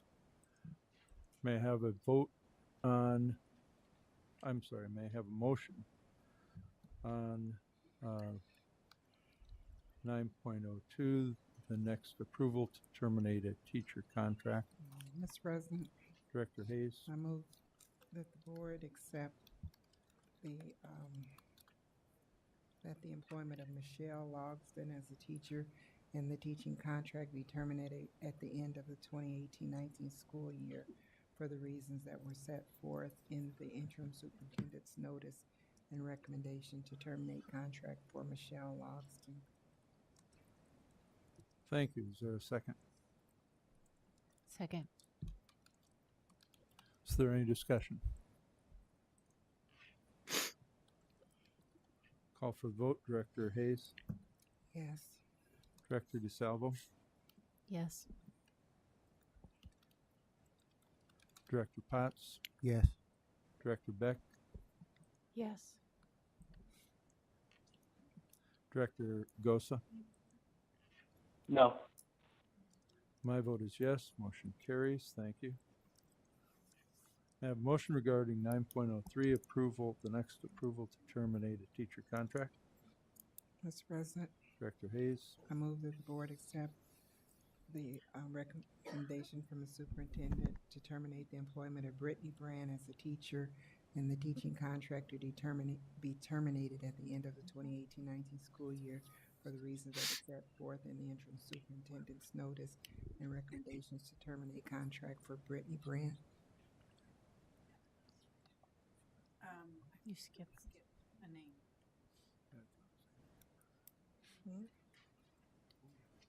I'm sorry, for Andrea Brott. Okay, so the motion is to accept the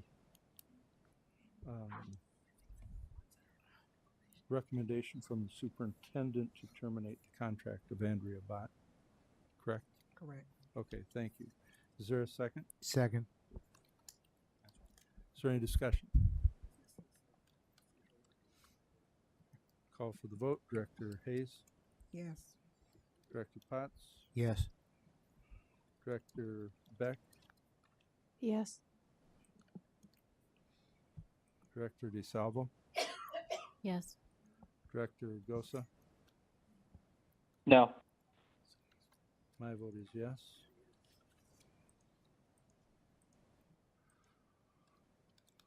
Motion carries. May I have a motion regarding 9.04, approval, the next approval to terminate a teacher contract? Mr. President, Director Hayes, I move the board accept that the employment of Brittany Brandt as a teacher and the teaching contract be terminated at the end of the 2018-19 school year for the reasons that were set forth in the interim superintendent's notice and recommendation to terminate contract of Brittany Brandt. thank you. Is there a second? Second. Is there any discussion? Call for the vote. Director Hayes, Yes. Director Potts, Yes. Director Beck, Yes. Director DeSalvo, Yes. Director Gosa. No. My vote is yes. Motion carries. Thank you. May I have a motion regarding 9.05, approval, the next approval to terminate a teacher contract? Mr. President, Director Hayes, I move the board accept that the employment of Nicole Courts as a teacher and the teaching contract be terminated at the end of the 2018-19 school year for the reasons that were set forth in the interim superintendent's notice and recommendations to terminate contract of Nicole Courts. thank you. Is there a second? Second. Is there any discussion? Call for the vote. Director Hayes, Yes. Director DeSalvo, Yes. Director Gosa,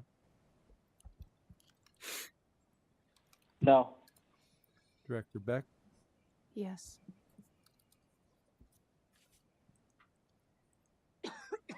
Director Potts. Yes. My vote is yes. Motion carries. May I have a vote for, excuse me. May I have a motion for 9.06, the next approval to terminate a teacher contract? Mr. President, Director Hayes, I move the board accept and that the employment of Heather Cross as a teacher and the teaching contract be terminated at the end of the 2018-19 school year for the reasons that were set forth in the interim superintendent's notice and recommendation to terminate contract of Heather Cross. thank you. Is there a second? Second. Is there any discussion? I'll call for the vote. Director Hayes, Yes. Director Potts, Yes. Director Gosa, No. Director Beck, Yes. Director DeSalvo. Yes. My vote is yes. Motion carries.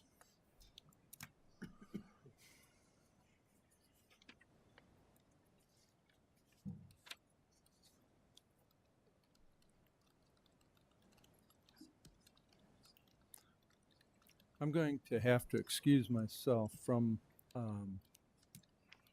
the chair. I have a business travel that I have to attend to. I am going to continue to participate by phone for the duration of the meeting. But I'm giving the chair to our Board Vice President Hayes, and she will go ahead and run the rest of the meeting.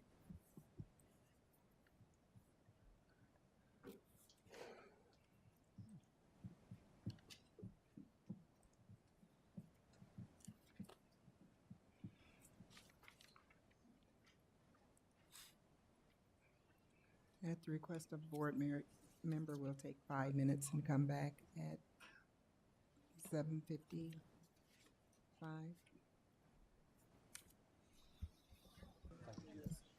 Okay, we're going to call the meeting back to order now here. May I have a motion on the approval of plans and specifications for the Central High School locker room renovation project? Mr. President, or Ms. Vice President. Madam Vice President, Director DeSalvo. I move that the board approve administration's recommendation to approve the plans and specifications for the completion of the Central High School locker room renovation project. May I have a second? Second.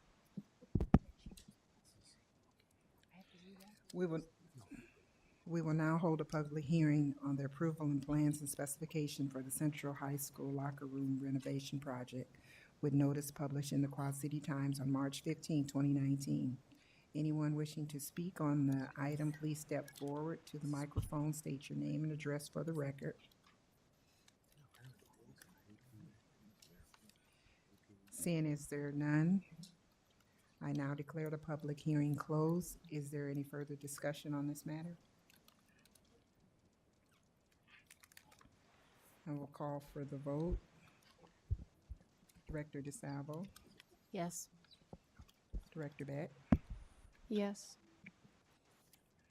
Director Potts, Yes. Director Gosa, Yes. Director Johansson. Yes. Motion passed.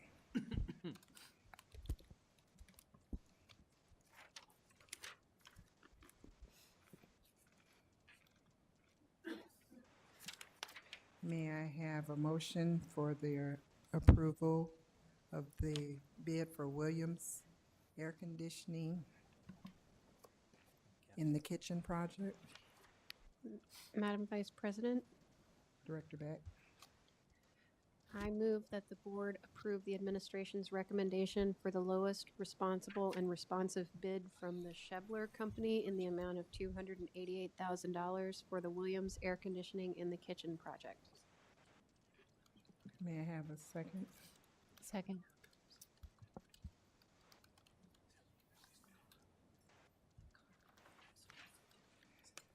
We will now hold a public hearing on the approval and plans of specification for the, oh, no, I'm sorry, call for the vote. Or any discussion. Madam Vice President, Director Gosa? Director Gosa? yeah, I was giving Mike a minute to get to the microphone.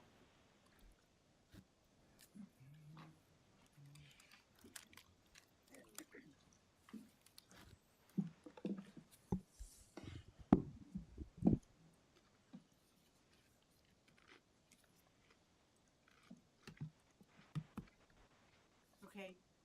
Go ahead. He's here.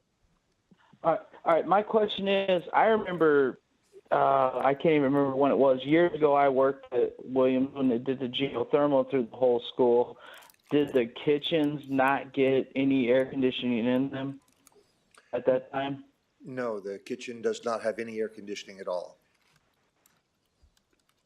Why didn't we do it at that time? I really don't know. Before my tenure. It is one of the kitchens that operates during the summer for the summer feeding program, so the staff is working there all summer.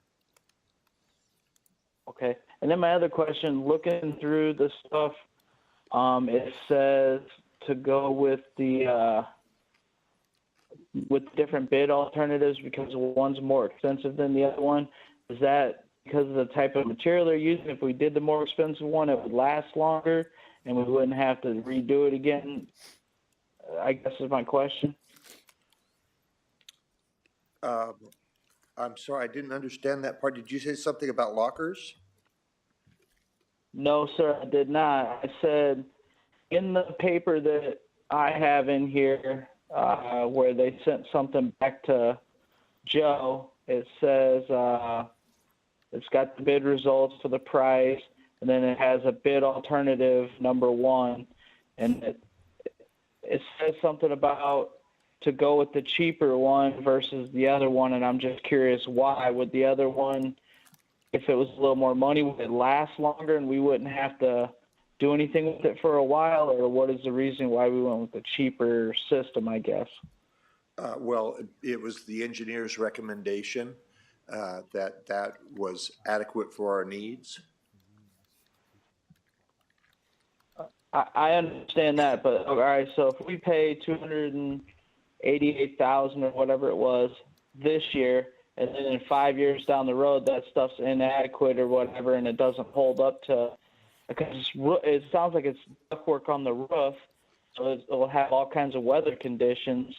If we, how much more was the other stuff to use? I guess is my question.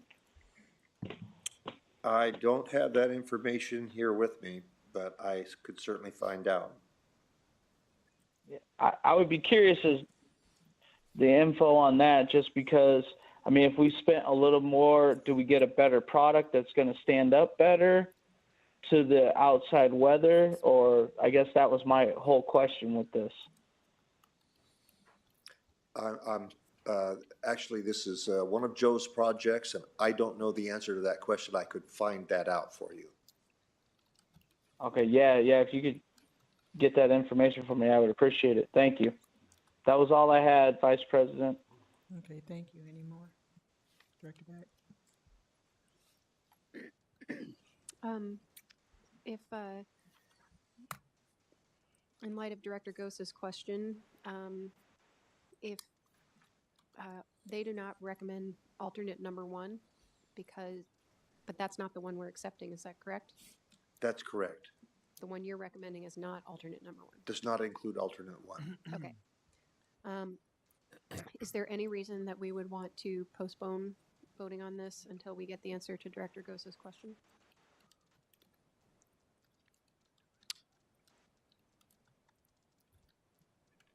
It would simply delay the start of the project for those couple of weeks. So there's no sense of urgency for it? Excuse me? No sense of urgency for it?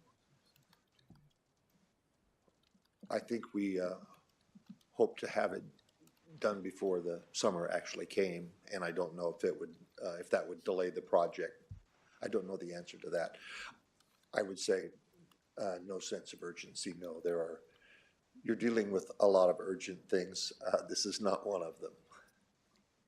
Then may I make a motion to postpone voting on this until we get the answer till the next meeting, next regular meeting, so that we can get the information Director Gosa is asking?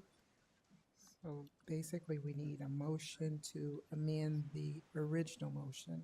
No, just the motion to postpone. Or just the motion to postpone. Postpone the vote, Yeah. yes. Until the next regular meeting. You need a second. I need a second to that. Second.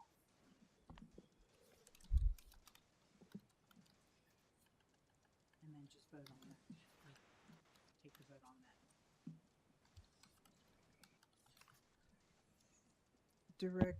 Director Johansson, did you have anything to add? No, sounds like a good motion. Thank you. Okay, we'll call for the vote on the motion to postpone it to the meeting of April 22nd. Director Beck? Yes. Director DeSalvo? Yes. Director Gosa? Yes. Director Potts? Yes. Director Joe Hanson? Yes. And my vote is yes, motion passed. So we will just vote on this on the April 22nd meeting.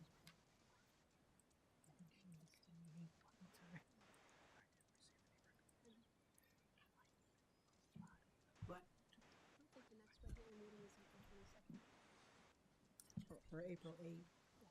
April 8th. Thank you. I've jumped into April already.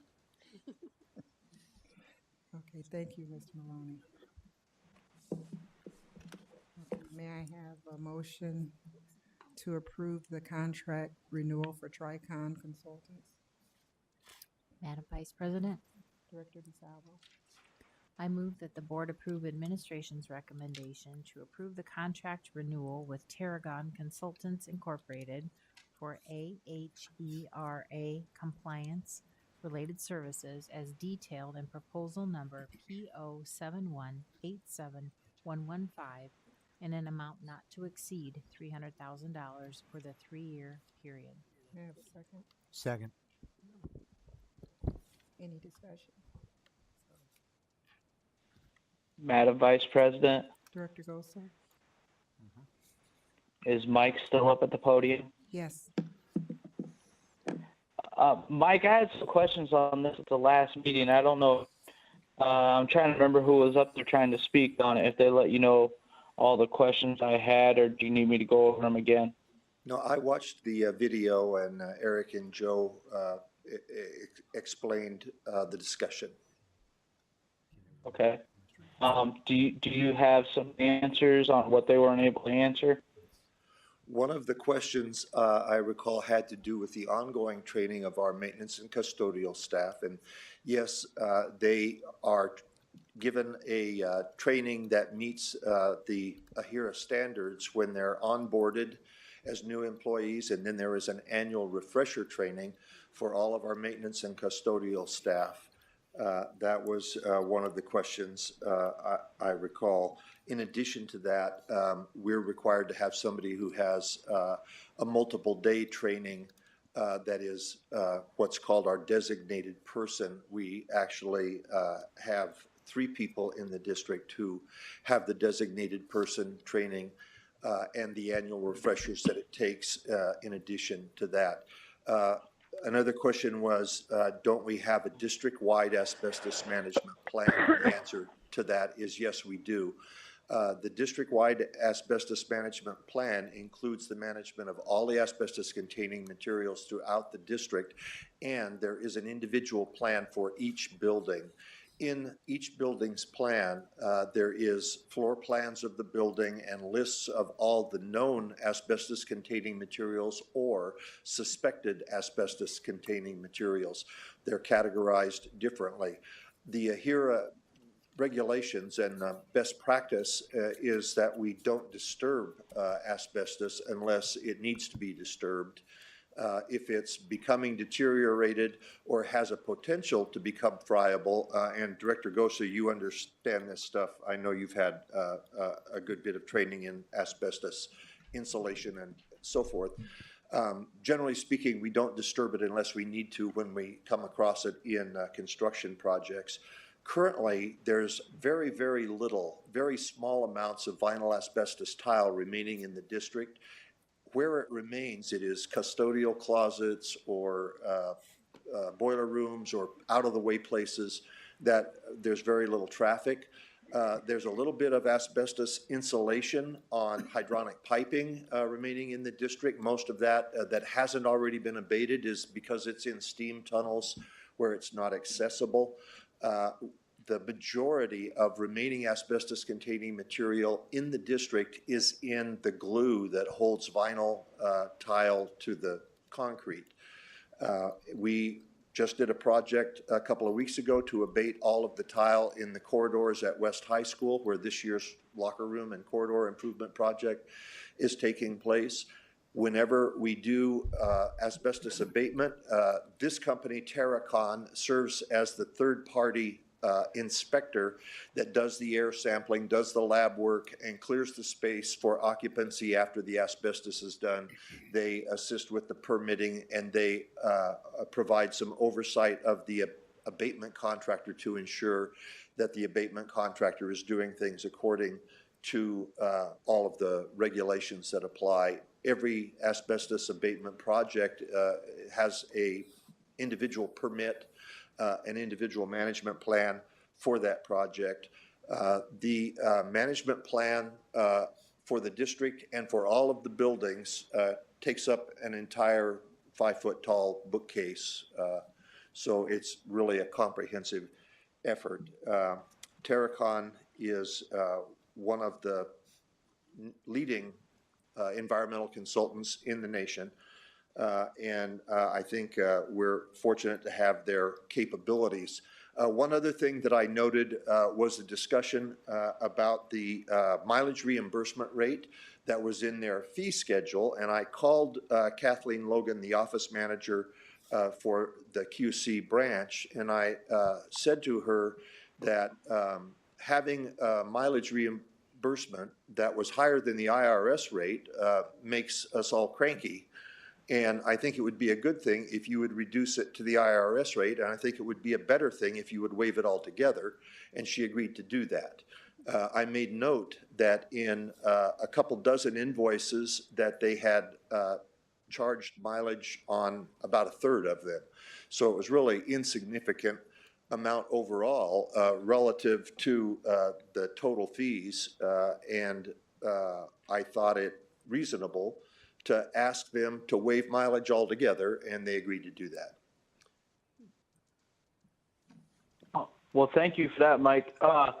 So Terracon, my understanding is when they come in and do an abate, not they, but the abatement company comes in and sets up their tent and their negative air machine and all that stuff. Terracon's the one that's there doing all the air sampling and all that stuff. Is that correct? That's correct. We have that done by a third party who, of course, they have all the industrial hygienists and environmental scientists and people that are skilled and licensed to do that. Right, correct. And then I guess the company, if it's vinyl tile and stuff, the company that's abating it, they're responsible for getting rid of it, and then that's Terracon takes care of making sure that's done properly as well, I imagine? Yes. Okay. And they bring all their own stuff. We don't have to provide any glove bags or none of that stuff. They do everything? Yeah, that would be the contract, the abatement contractor, but Okay. yes. Okay. And then my other question is when we put, I'll just use insulation for example, because not a lot of people know that asbestos is in tile and the glue and stuff like that. But so when they're putting in new piping and all these projects we're having done, are they marking that stuff with like blue arrows and asbestos-free insulation and stuff? So, because I know like in my line of work, everybody and their brother walks by some old piece of insulation that's been stomped on, they automatically think it's asbestos and start freaking out. And I just didn't know if when they're doing our projects in our buildings, everything is clearly marked that it is not. So then, because I know when you do take the sample, you have to leave a sticker on there when the sample was taken and where the results are at, which you said you keep a book of all that. But I just wanted to know if everything new that goes in is clearly marked that it's, non-asbestos, asbestos-free. Yes, that's part of our standard specifications includes how all of the piping, all of the conduits, et cetera, are marked with what flows through that pipe, what direction it's going, what the insulation is, and so forth. That's all a part of our standard specifications. Okay. And then as far as the training for the staff or whatever, that's just like a half an hour video, right? For the custodians and the maintenance, the annual refresher, yes, is a video. They watch online. It's all automated. We send them an email and tell them when the deadline is for them to take it every year. And then the system that's run by our insurance company sends us an email and says when they've completed it and when they took the test and how many times they had to take the test before they passed and some other information. Okay, so someone keeps track of all that. I think that answered all the questions that I had. I appreciate it, Mike. Thank you. And thank you for getting them to waive the mileage. Appreciate that. Any additional questions? We'll call for the vote. Director DeSalvo? Yes. Director Potts? Yes. Director Beck? Yes. Director Goldstone? Yes. Director Johansson? Yes. And my vote is yes. May I have a motion for approval of policy number 602.11? Special education. Would you like me to explain? Okay, so, You have to have a motion first and a second. oh, yeah, I move that the board approve policy 602.11, special education. Thank you. Second, Second. Director Beck. Any discussion? Director Beck. So after last regular meeting, we revisited the special education policy and had legal look at it. Also, I did a little bit of research, and it became clear to me and a couple other people that we were getting too much into the weeds, so to speak, and on the procedures that actually belong in administrative guidelines or administrative regulations and the guidelines for practice. So really, the board policy should be broad and overarching and set the tone for the district's work, but the accountability piece comes under the administrative regulations and the purview of the superintendent. So this policy is actually very similar to what we see in other districts across the state. I went and looked at as many as I could, and they are all pretty much based on the Iowa Association of School Boards template.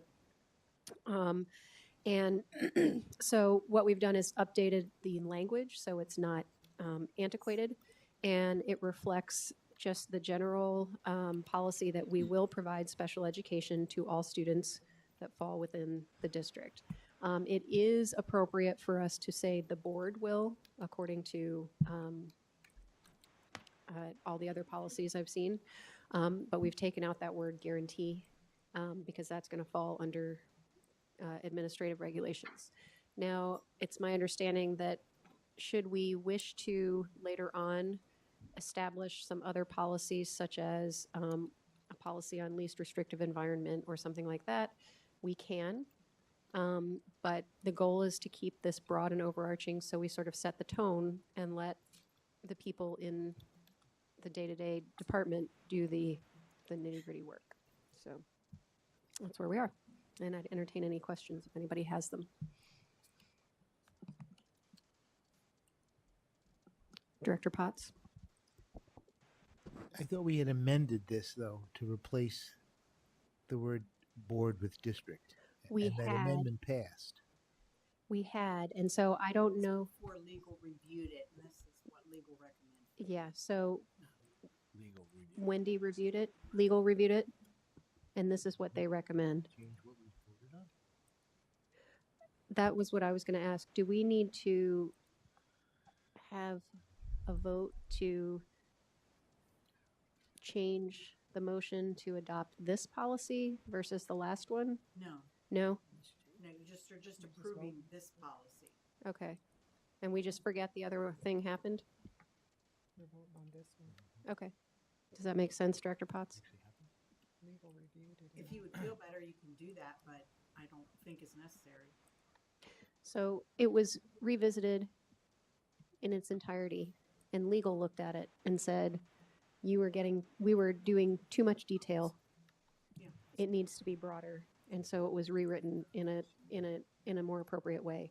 And so we did not change it to the district because based on what our legal department said and the IASB templates, the board is who is saying we will provide special education to all children within our district. Does that make sense?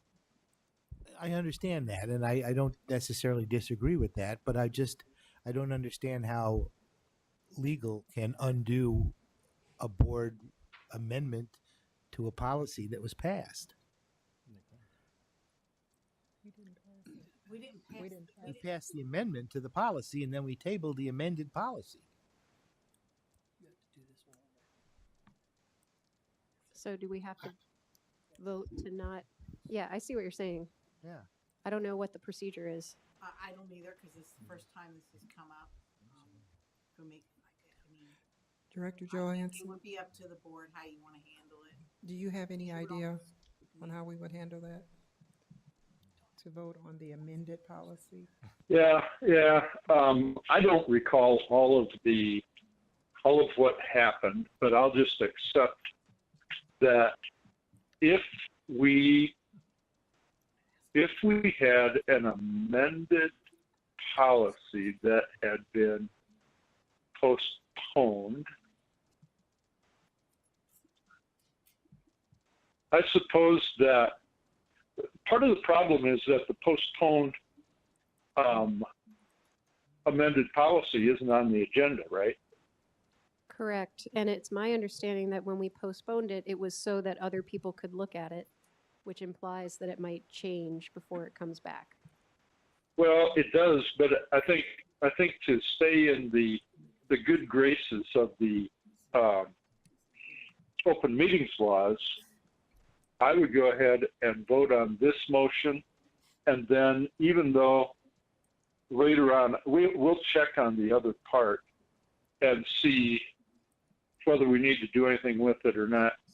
Because I was going to say we could vote on it, except we can't really vote on it since we didn't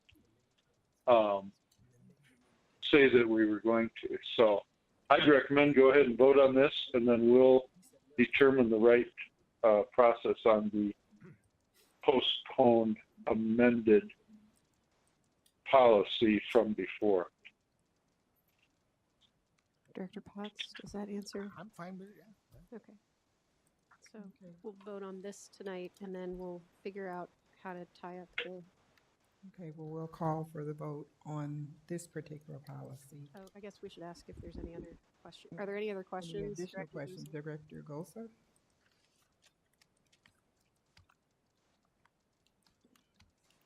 No, I don't have anything. Okay, so basically, we're voting on this policy versus the amended, and we'll fix it later if need be. I'm glad we worked through those particulars. Director DeSalvo? So the motion, when it was read, only referenced this policy, and we also have a purchasing policy in here that doesn't have a number that's included in the motion, but it wasn't said when the motion was made.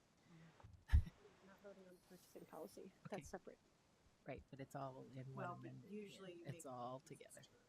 Yeah, and Usually I know. it's a motion to approve all of the policies together, and then you have a discussion. You only said to approve 602. Okay. So you're gonna have to do another motion now to approve the purchase. Yeah. Okay, That's so fine. we'll do a second motion to approve. Well, go ahead and do the vote on this. Yeah. Okay, so the vote on this was Director DeSalvo, yes. Director Beck, Yes. Director Potts, Yes. Director Gosa, Yes.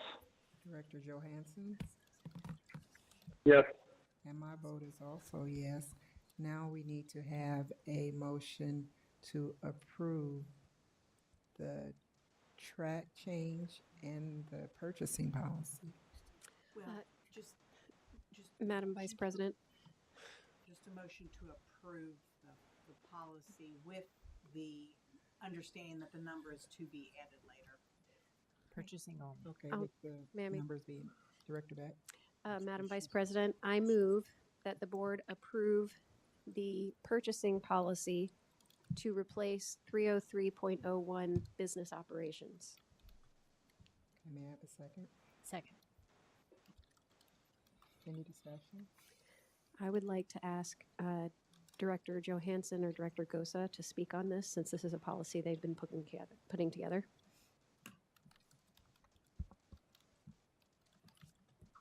I'd like to ask Director Gosa too. I'm kind of wrapped up in things right now, but if I need to help clarify, I will. But I think Director Gosa can handle all that. All right. So basically, I believe what Wendy Meyer did was pulled the policy off of the IASB, and correct me if I'm wrong, Ralph, and then we had added in the part where they have to fill out, it'll be like how do I want to say that, like a graph. There will be certain criteria which is in here, and we'll ask if that company provides this. I'm trying to pull it up right now. My internet's slow in my hotel room. And some of the criteria will be the experience modification rate, which that's a standard you get. It's like a safety rating on how many incidents you've had on jobs and stuff like that. Another one will be, do they have a safety plan, manual? One of the things that Director Potts wanted was the E-Verify compliance, and then safety certificates, whether they have like OSHA training and stuff like that, and then for the apprenticeship programs, and that really ties in with the stuff that we've been doing with some of our high schools that we've been talking about doing and stuff, the kids that aren't going to go to college and stuff like that. I think that's pretty much it in a nutshell, correct, Ralph? Yeah, I believe so. I think that covers it. Thank you. And really, it just provides the board and the administration an opportunity to look at additional issues beyond, and it recommends those various issues beyond simply price. So those are things that the board can always consider anyway, but it helps the board think about some of those additional issues that might be helpful. And I will say that when Director Gosa and I started writing those changes, we actually built a matrix and tried it out to see whether it was useful. And at least from our perspective, it was. It allowed us to, for instance, value a bidder that might actually be a higher bid, but they might have a stellar safety rating, things like that. So I think you expressed it very well, Dan, or Director Gosa, and I think it will help our whole district. So to add to that, like he said with the matrix, it'll basically how we always ask, why is this person lower than this person, this person's higher? We'll be able to put that together in a matrix. All right, well, this company has this, this, and this, but this company doesn't. Maybe that's why they're cheaper, because they're not properly training their employees, whatever the case may be.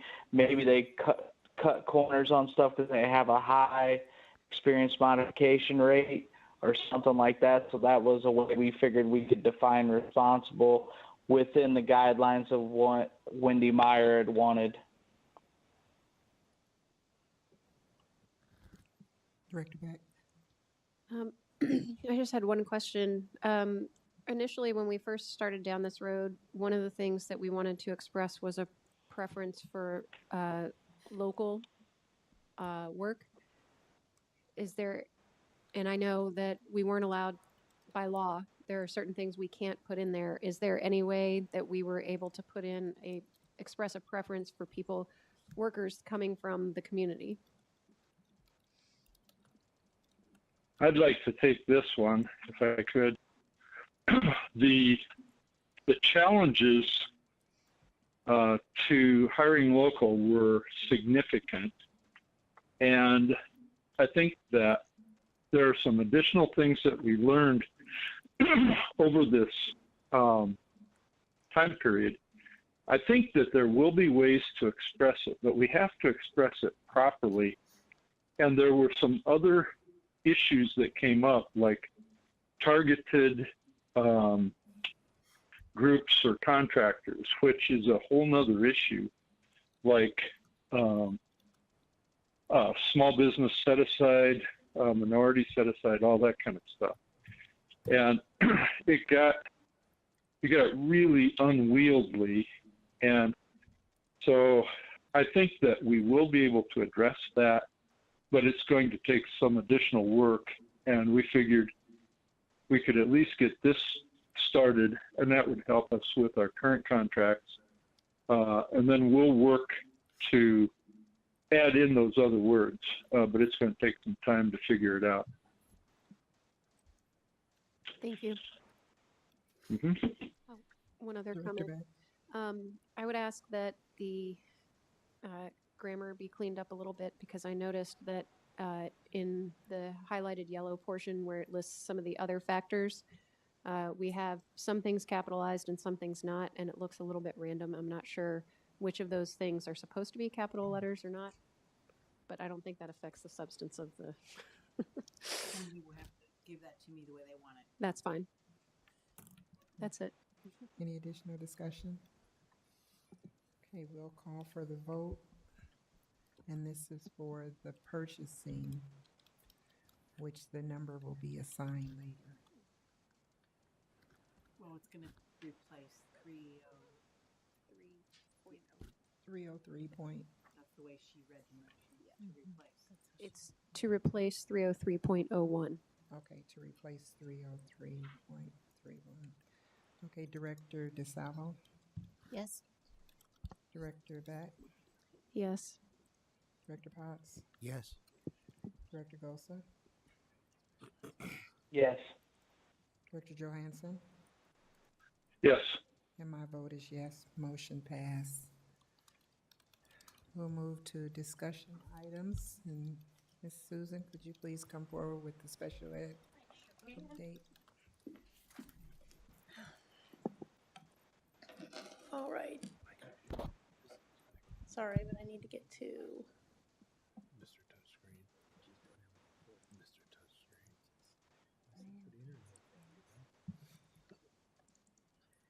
So this is just an update.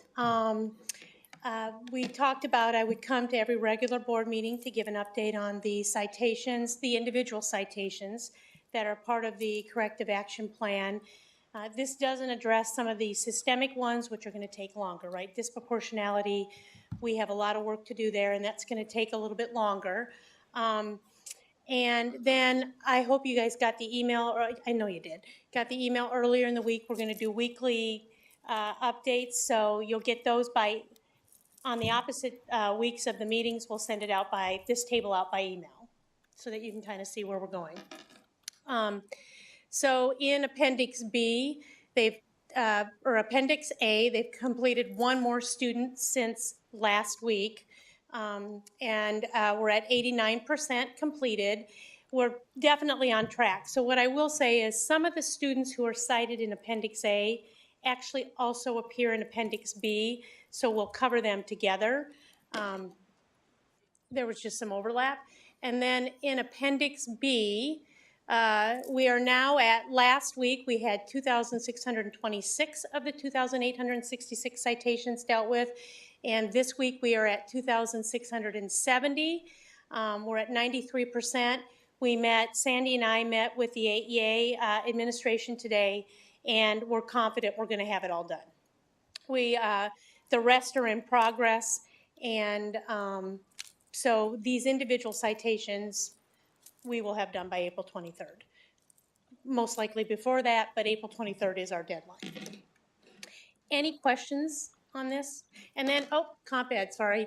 So since last week, we've had some additional students identified as being owed comp ed. We are now up to 265 students. Out of that 2,670 citations, individual citations that we met on, 265 students have been determined being owed comp ed. We keep hovering around that 9 to 10%. That could change with the upcoming ones, but that's where we are. And then currently 109 students are receiving comp ed. We have 26 students who will need a teacher assigned to them. That's always changing. We have 42 families that have declined, and it's always, again, for a variety of reasons, but the most common one is that parents say, no, my student is doing quite well now, and really, there's no need for this. And we feel like we're on the right track. But there are some other reasons too. And then no-show, we're still at that same 6 that are not showing. We continue to reach out because their parents have asked that we keep trying, and so we will. And then the no response after multiple attempts, we're still at 24. And then we have now completed 58 students, and last week we had completed 52. So we're moving through our citations. And then the other thing is just the pie graph that I show you every week, which is over these numbers, which I can go to just to pull up. There we go. So that's just again, showing the compensatory ed. Any questions?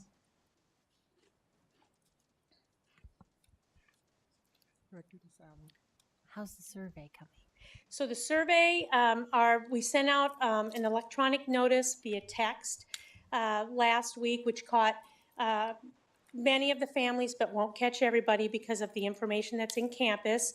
Our next round is to try to reach them by email, and then we're going to send out, for those that we don't reach by email, we will be sending out a letter with a link in it, but also with a paper copy in a self-addressed envelope for those that just feel like they need to send it that way. We had during that first day that we sent out the text, we had over 200 people respond right away. Nice. So, yeah. Good. So far. And once we kind of get through, make sure we've hit everybody and we've given enough time, we'll share the results. We'll bring it in and share the results. Very good. But yes, yeah. Thank you. Any additional questions? Director Johansson? Yeah, I've got one. Thank you. I was just looking on the calendar, and I always get concerned with these dates because it always seems like whenever we have a date, then we have a whole bunch of vacation time right before that. So I look at April, and the 23rd is the day after the 22nd. And the 22nd is the day after the 21st. And the 21st is Easter. And on my calendars, I don't have when. Is there an Easter vacation or anything like that going on during that period of time that's going to gum up the works with respect to completing all this work? I believe we have Good Friday that is a teacher day or but we are back on the 22nd, right? Yeah, we're back on the 22nd. So we're off on the 19th, right? No, teachers are working, right? Yeah.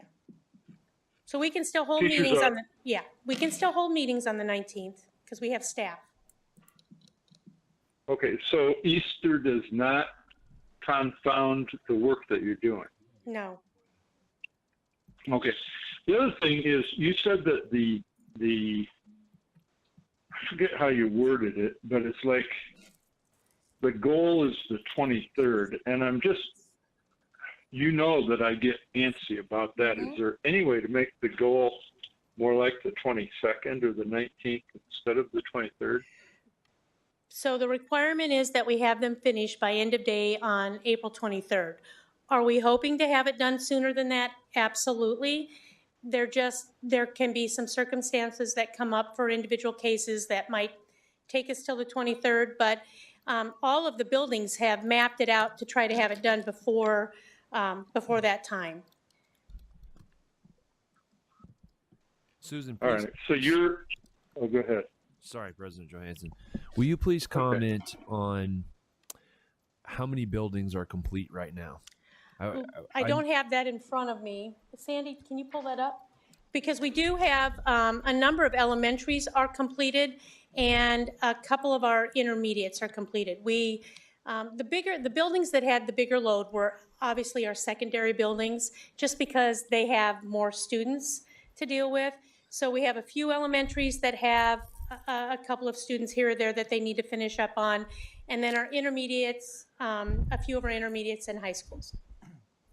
So we review that data every Tuesday morning as we talk, as we discussed, and we're watching those numbers dwindle. I think, Susan, what are we down to right now for number of meetings being held?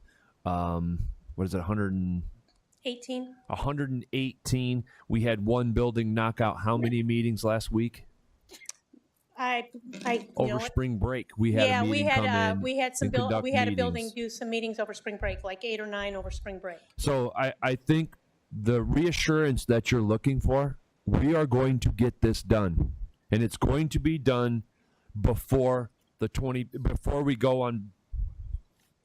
We're going to get it done. Yes, we are going to get these done. We cannot control the stragglers, the people that are outside of our district that we're trying to But that's what that's what you keep asking for, by President Johansson, and that's a stake in the ground we have. We're not going to back down from that. And while there's no way we can guarantee you a drop dead date, we are working like heck to make sure that we accomplish everything that's in there. Yes, our building staff are really working hard to get this done. They are. So these individual citations, and I know we're focusing on this because of the deadline of April 23rd, and it's very important, but we cannot lose sight of the others too, right? The systemic stuff.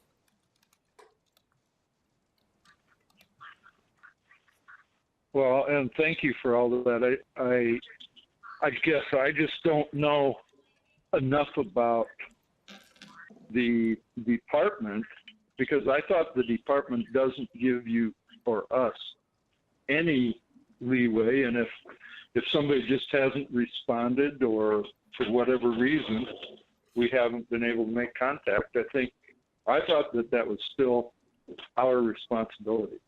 So if you're talking about, there are people from out of state or out of district, or even some families that might still live in this area, the students dropped, and they're not responding, we have to do our due diligence to reach out to them. So we've made phone calls, and the AEA have made phone calls, we've sent letters, but at some point, we get to move on from that, right? We don't, they don't expect us to, they understand that there will be people that we are not able to reach, but it's a handful. It's very few. Well, okay, but remember what one of the State Board of Education members said, that even one is too many.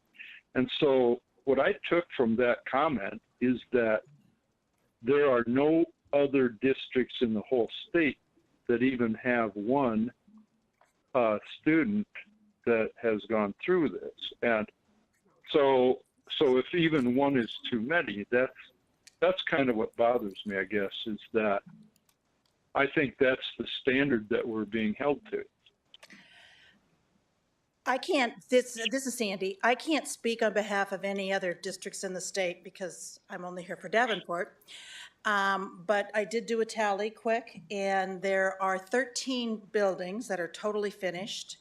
And there are another 7 that have 5 or fewer students that we need to complete in the next month. We will be done foreseeing any unforeseen circumstances well before April 23rd, because I'm going to be doing a data analysis of all of this, and so I'll need the data before that. I'm creating a portfolio for the State Board and for all of you as far as the analysis of the data, as far as what did comp ed look like, who was eligible, and some of those sorts of things. But there are no concerns on my part. If something catastrophic should happen, that's beyond our circumstances, I'm confident that the Department of Ed would take that into consideration.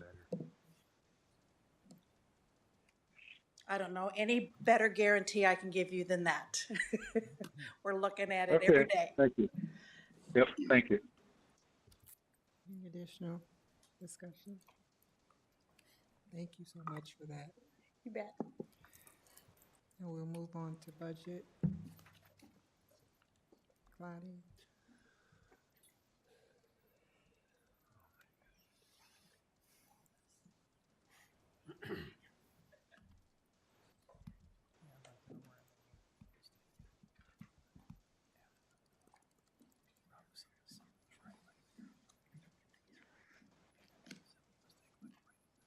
I can drive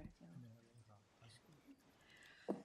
Okay, 2 weeks ago, I presented you with some preliminary budget information, and most of that remained the same, and that was in the packet that you were sent and is in the agenda tonight. I wanted to give you a little more of an overview of the budget for fiscal 20. At the April 8th board meeting, you will need to take action on 3 items. One of them is to pass a resolution on the budget guarantee, and we'll talk about that a little bit more. And then we will have two public hearings, one for the amendment of the current year fiscal 19 budget, and one to approve the fiscal 20 budget. The amended budget and the proposed budget are both going to be published as required by law, 10 to 20 days prior to the public hearing. Those are going to be published in the Quad City Times this week, and we will have those public hearings, and you will take action on those at the April 8th board meeting. So to give you a little more of an overview,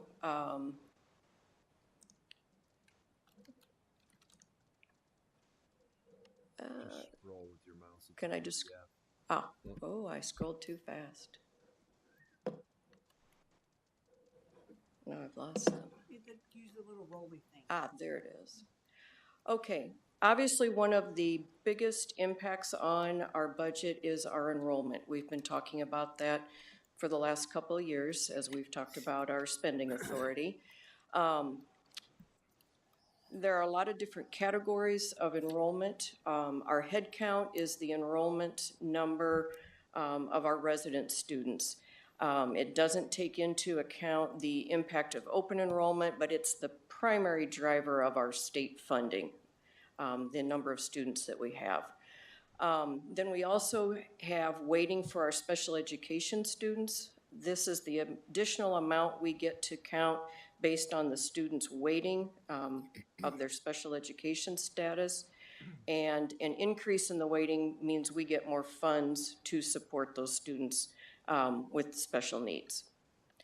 We have supplementary weightings that get added in for other groups of students, such as English language learners. We don't have any sharing or reorganization incentives that some districts do, but we do have the English language learners that we get some supplementary weighting for. We also have our preschool enrollment, and for our 4-year-old preschool, the number that we get to count is 50% of the actual number, so we get state funding at a weighting of 50% of that count of those 4-year-old students in our preschool program.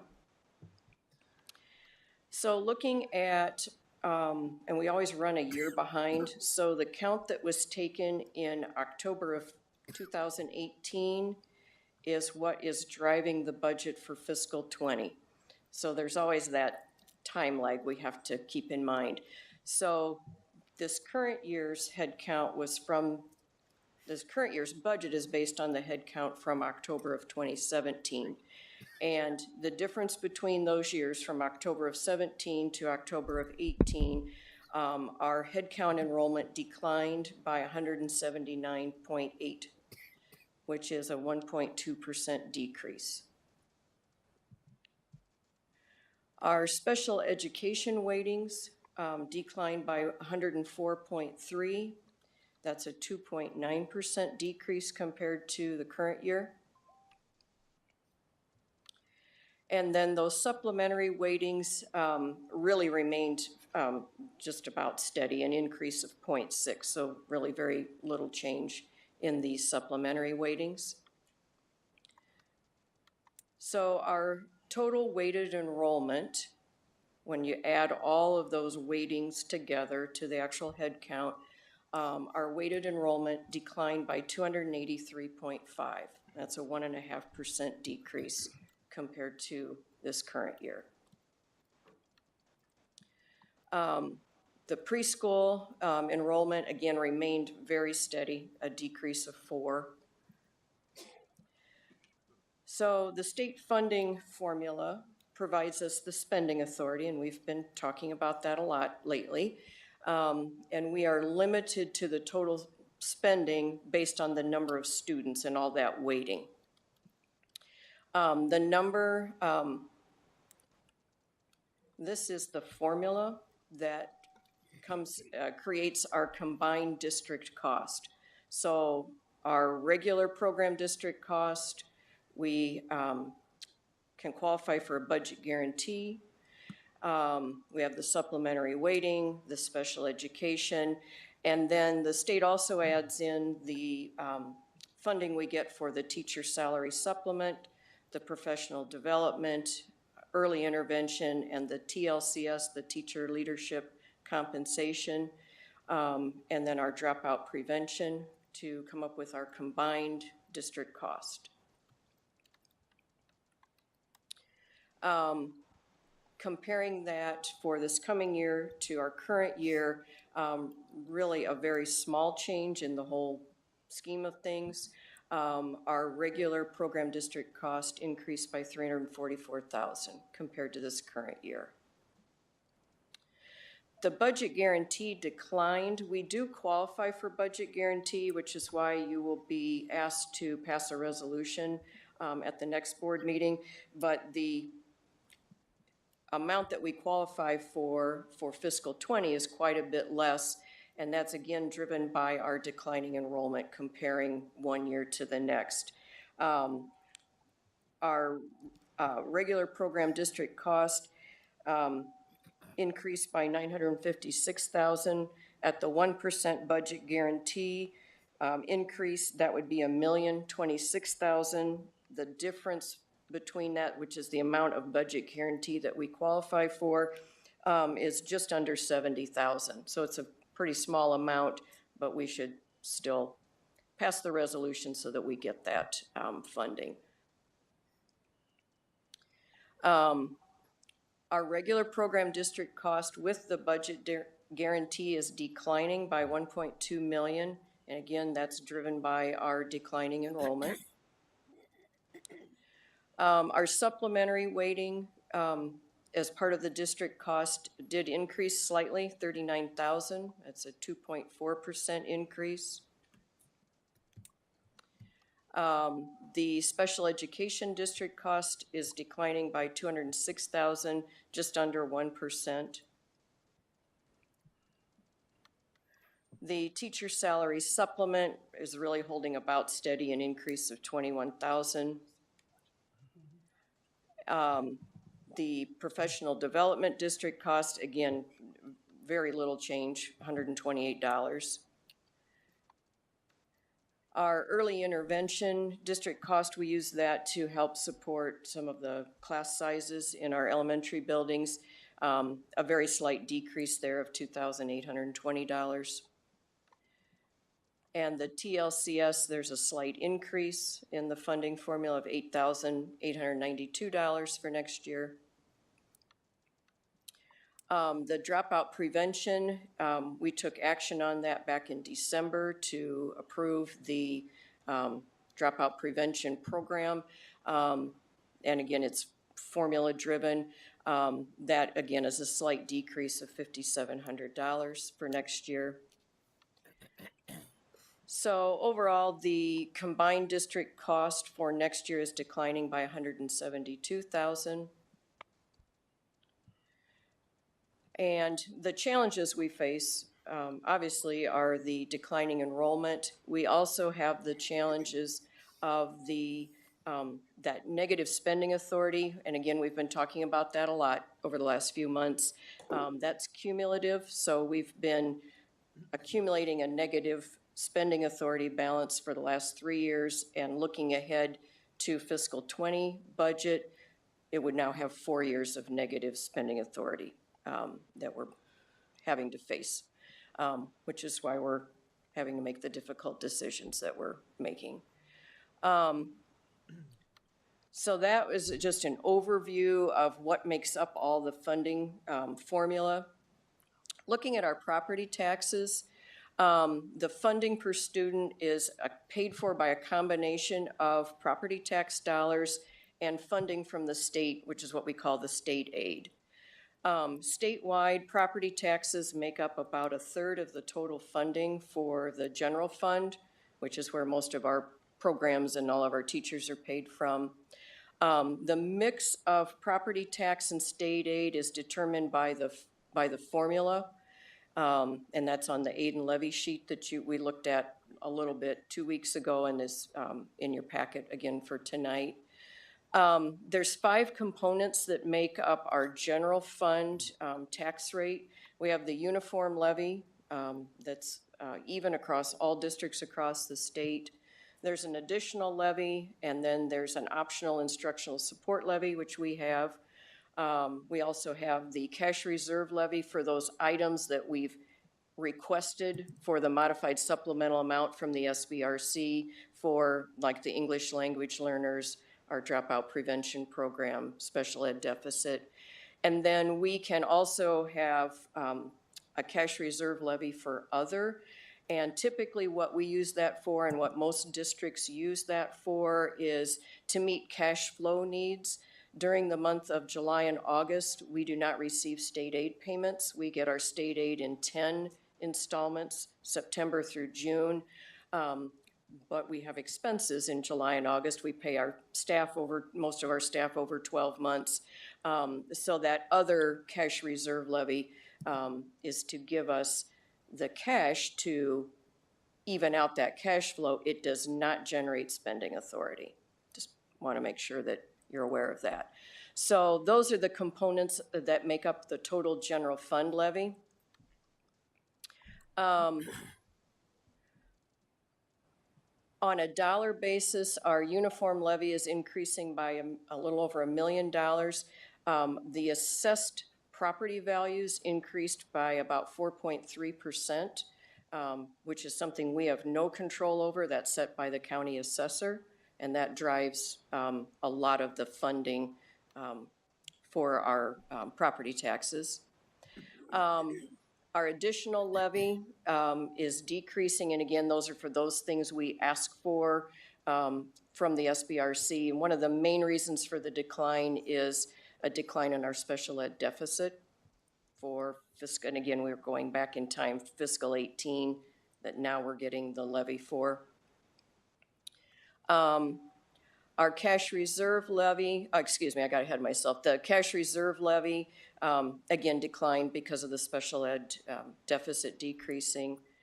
Total increase in our general fund levy, and again, this is on a dollar basis, this isn't the actual tax rate, is increasing by about $7 million, and again, that's based on an increase, a lot of it is the increase in the assessed valuations. In addition to our general fund levy, we talked about this a little bit 2 weeks ago, we do have levies for our other funds. The management fund, which is where we pay for early retirement incentives, workers' compensation insurance, other liability insurance. Our PEPL fund, the voters in December approved another 10 years of the PEPL levy, and at a higher rate of $1.34 compared to the 97 cents. That takes effect July 1st. We don't actually levy for the activity fund, but it is part of our total budget. That's part of the total aid and levy sheet that goes into the Department of Management. We do not levy for debt service or nutrition fund, the food service fund, or sales tax. Some districts can choose to do that. We are not doing that. The next few slides are just comparing these other funds for comparing to last year, or our current year actually. Management fund, we project what we think we're going to need based on where we think our ending balance is going to be in that fund at June 30th of this year, to make sure we have the funds available to meet those early retirement incentives, any legal settlements, liability insurance, that type of thing. PEPL fund, again, an increase in the levy due to the new rate that was approved by the voters. Activity fund, there's no levy. We're just showing where we think our revenues and expenditures. That's all generated by the student activity accounts. There's no tax levy on the activity fund. Same for the debt service fund. That's funded out of the local option sales tax, or the SAVE fund. And again, this is just showing the nutrition fund. Again, there's no levy for the nutrition fund. but it is part of all the information that we have to compile for the state and the sales tax fund. Again, we don't levy for that, but it's showing what we anticipate coming into that fund and what our anticipated expenditures are going to be. This is information I had given you 2 weeks ago, also to maybe try to help make a comparison for the coming year compared to our current year. This is comparing the levy dollars and the different sources, the different levies. And then probably maybe of more interest is the levy rate. Our current tax rate, so all those funds, the general fund, the management fund, the PEPL fund, and the regular PEPL, and the cash reserve levies, our current tax rate is $15.4564 per $1,000 of assessed valuation. The proposed levy for next year is decreasing by 19.402 cents to a rate of 15.26238 per $1,000 of assessed valuation. So like I said, at the next board meeting, this information is being published in the newspaper this coming week. And at the April 8th meeting, again, just as a reminder, there'll be 3 action items. One will be for the resolution for the budget guarantee. One will be for the amended budget for this current year, and that's a statutory requirement that we look at where we think we're actually going to be at the end of the year in 4 main functional categories. And then the third item would be for the approval of the fiscal 20 budget and tax rate. So that's what I've got. Director DeSalvo. It always seems so strange that we're reducing our tax rates when we're in the state that we're in. Can you describe for the few that have remained here past 9 o'clock with us how that can happen? I mean, I know you went through a whole bunch of numbers and it explains it all when you go through it, but can you just give us a layman's term of how this is even possible? The majority of it is due to, and I flipped back one slide so you can see, even though our tax rate is decreasing, because the assessed valuations set by the county assessor increased by 4.3%, our proposed dollar amounts are actually going to increase by $2 million based on those higher assessed values, even though we're able to lower our rate. So this is good for the taxpayers. Mm-hmm. Yeah. Can I ask another question? Very early on, you mentioned that we will have a negative unspent balance for 2020 again. For 2019. 2019. Yes. Okay, that's good, Yes. because I was like, God help us, we can't go back and with another. We would. That's all. I mean, this is a whole lot of information, and I sure appreciate it. And you and I will be dissecting this kind of a little bit late after we couldn't hook up so that we can get this in better terms. But I think the overall message is we're lowering the tax rate on property values because the assessed values are increasing. So we will actually take in more money, but still lower the rate for taxpayers, which is a good, that's ultimately what we need to do here. So thank you. Director Beck, you have something to add? Director Gosa or Johansson, did you have any questions? Yeah, I do. Okay, go ahead. One of the things that I've always thought was strange, and I don't know if you have a good answer for, but you said we only receive payments 10 months out of 12. And that comes from the state, right? That money? Yes, I was referring to the state aid payments that we receive from the state. Yes. Right. And the state must know that we're a school, I would think, right? I would assume so, yes. And it just seems like, because they have accountants there too, and I would think that they would understand that there are 12 months in the year, And it's like, why don't they, and maybe we just need to talk to some legislators, but you would think that if we have payments in 12 out of 12 months, that they would give us money in 12 out of 12 months, wouldn't you? Or is that kind of Yeah, a little that would, too wacky? Huh?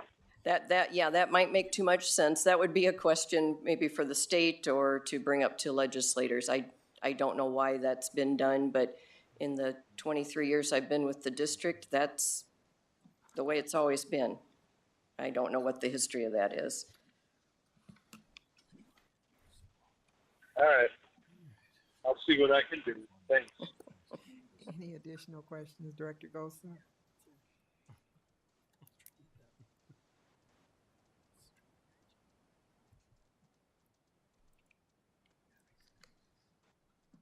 Director Goldstone, did you have any questions? No, I do not. I have one quick question here for, you had mentioned for preschool that we were only eligible for 50%? That's how they count the weighting of those students. It's for the statewide voluntary 4-year-old program. And those students are basically covered for 2 hours a day, not a full day. So that's the weighting that the state came up with in that formula. Okay. Any additional questions? Okay, thank you so much, Claudia. We'll move on to administrative reports. There are none. Thank you. Board requests? Oh, board request. Oh, yeah. We got a whole bunch. Thank you.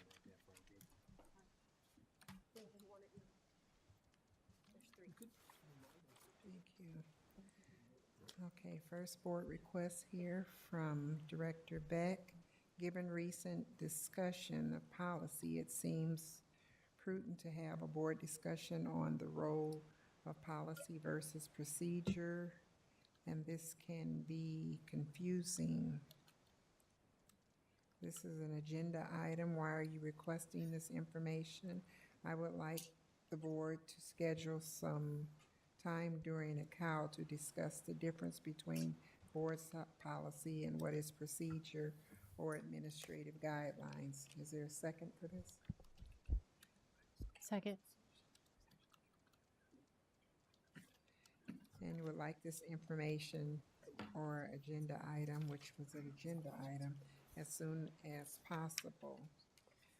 The next board request is also from Director Beck, the information request. I would like the policy committee to revisit the discipline policy and consider the potential of including more restorative justice-based policies and discouraging some same-based practices. Why are we requesting this information or agenda item?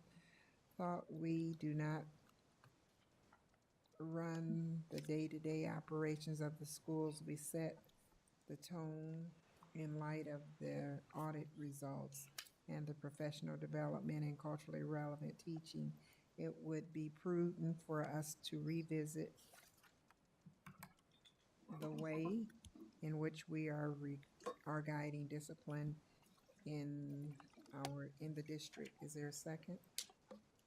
Second. When would you like this information?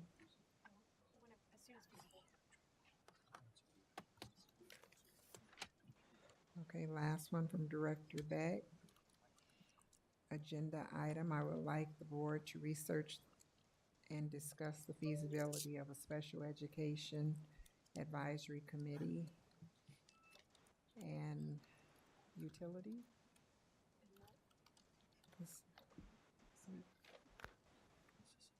Oh, feasibility and utility of the special education. Okay, the feasibility and utility of a special education advisory committee. Why are you requesting this information or agenda item? We've heard from community members about this, and we know that the model of the LZAC works. It may not be the best answer for our district, but think it's worth exploring. Is there a second? Second. Okay, second by DeSalvo. And when would you like this information or agenda item? As soon as feasible. Thank you. Motion to adjourn the meeting? So moved. Someone needs to make a second. So moved. Second. Okay, all in favor? Aye. Aye. Aye. Meeting adjourned.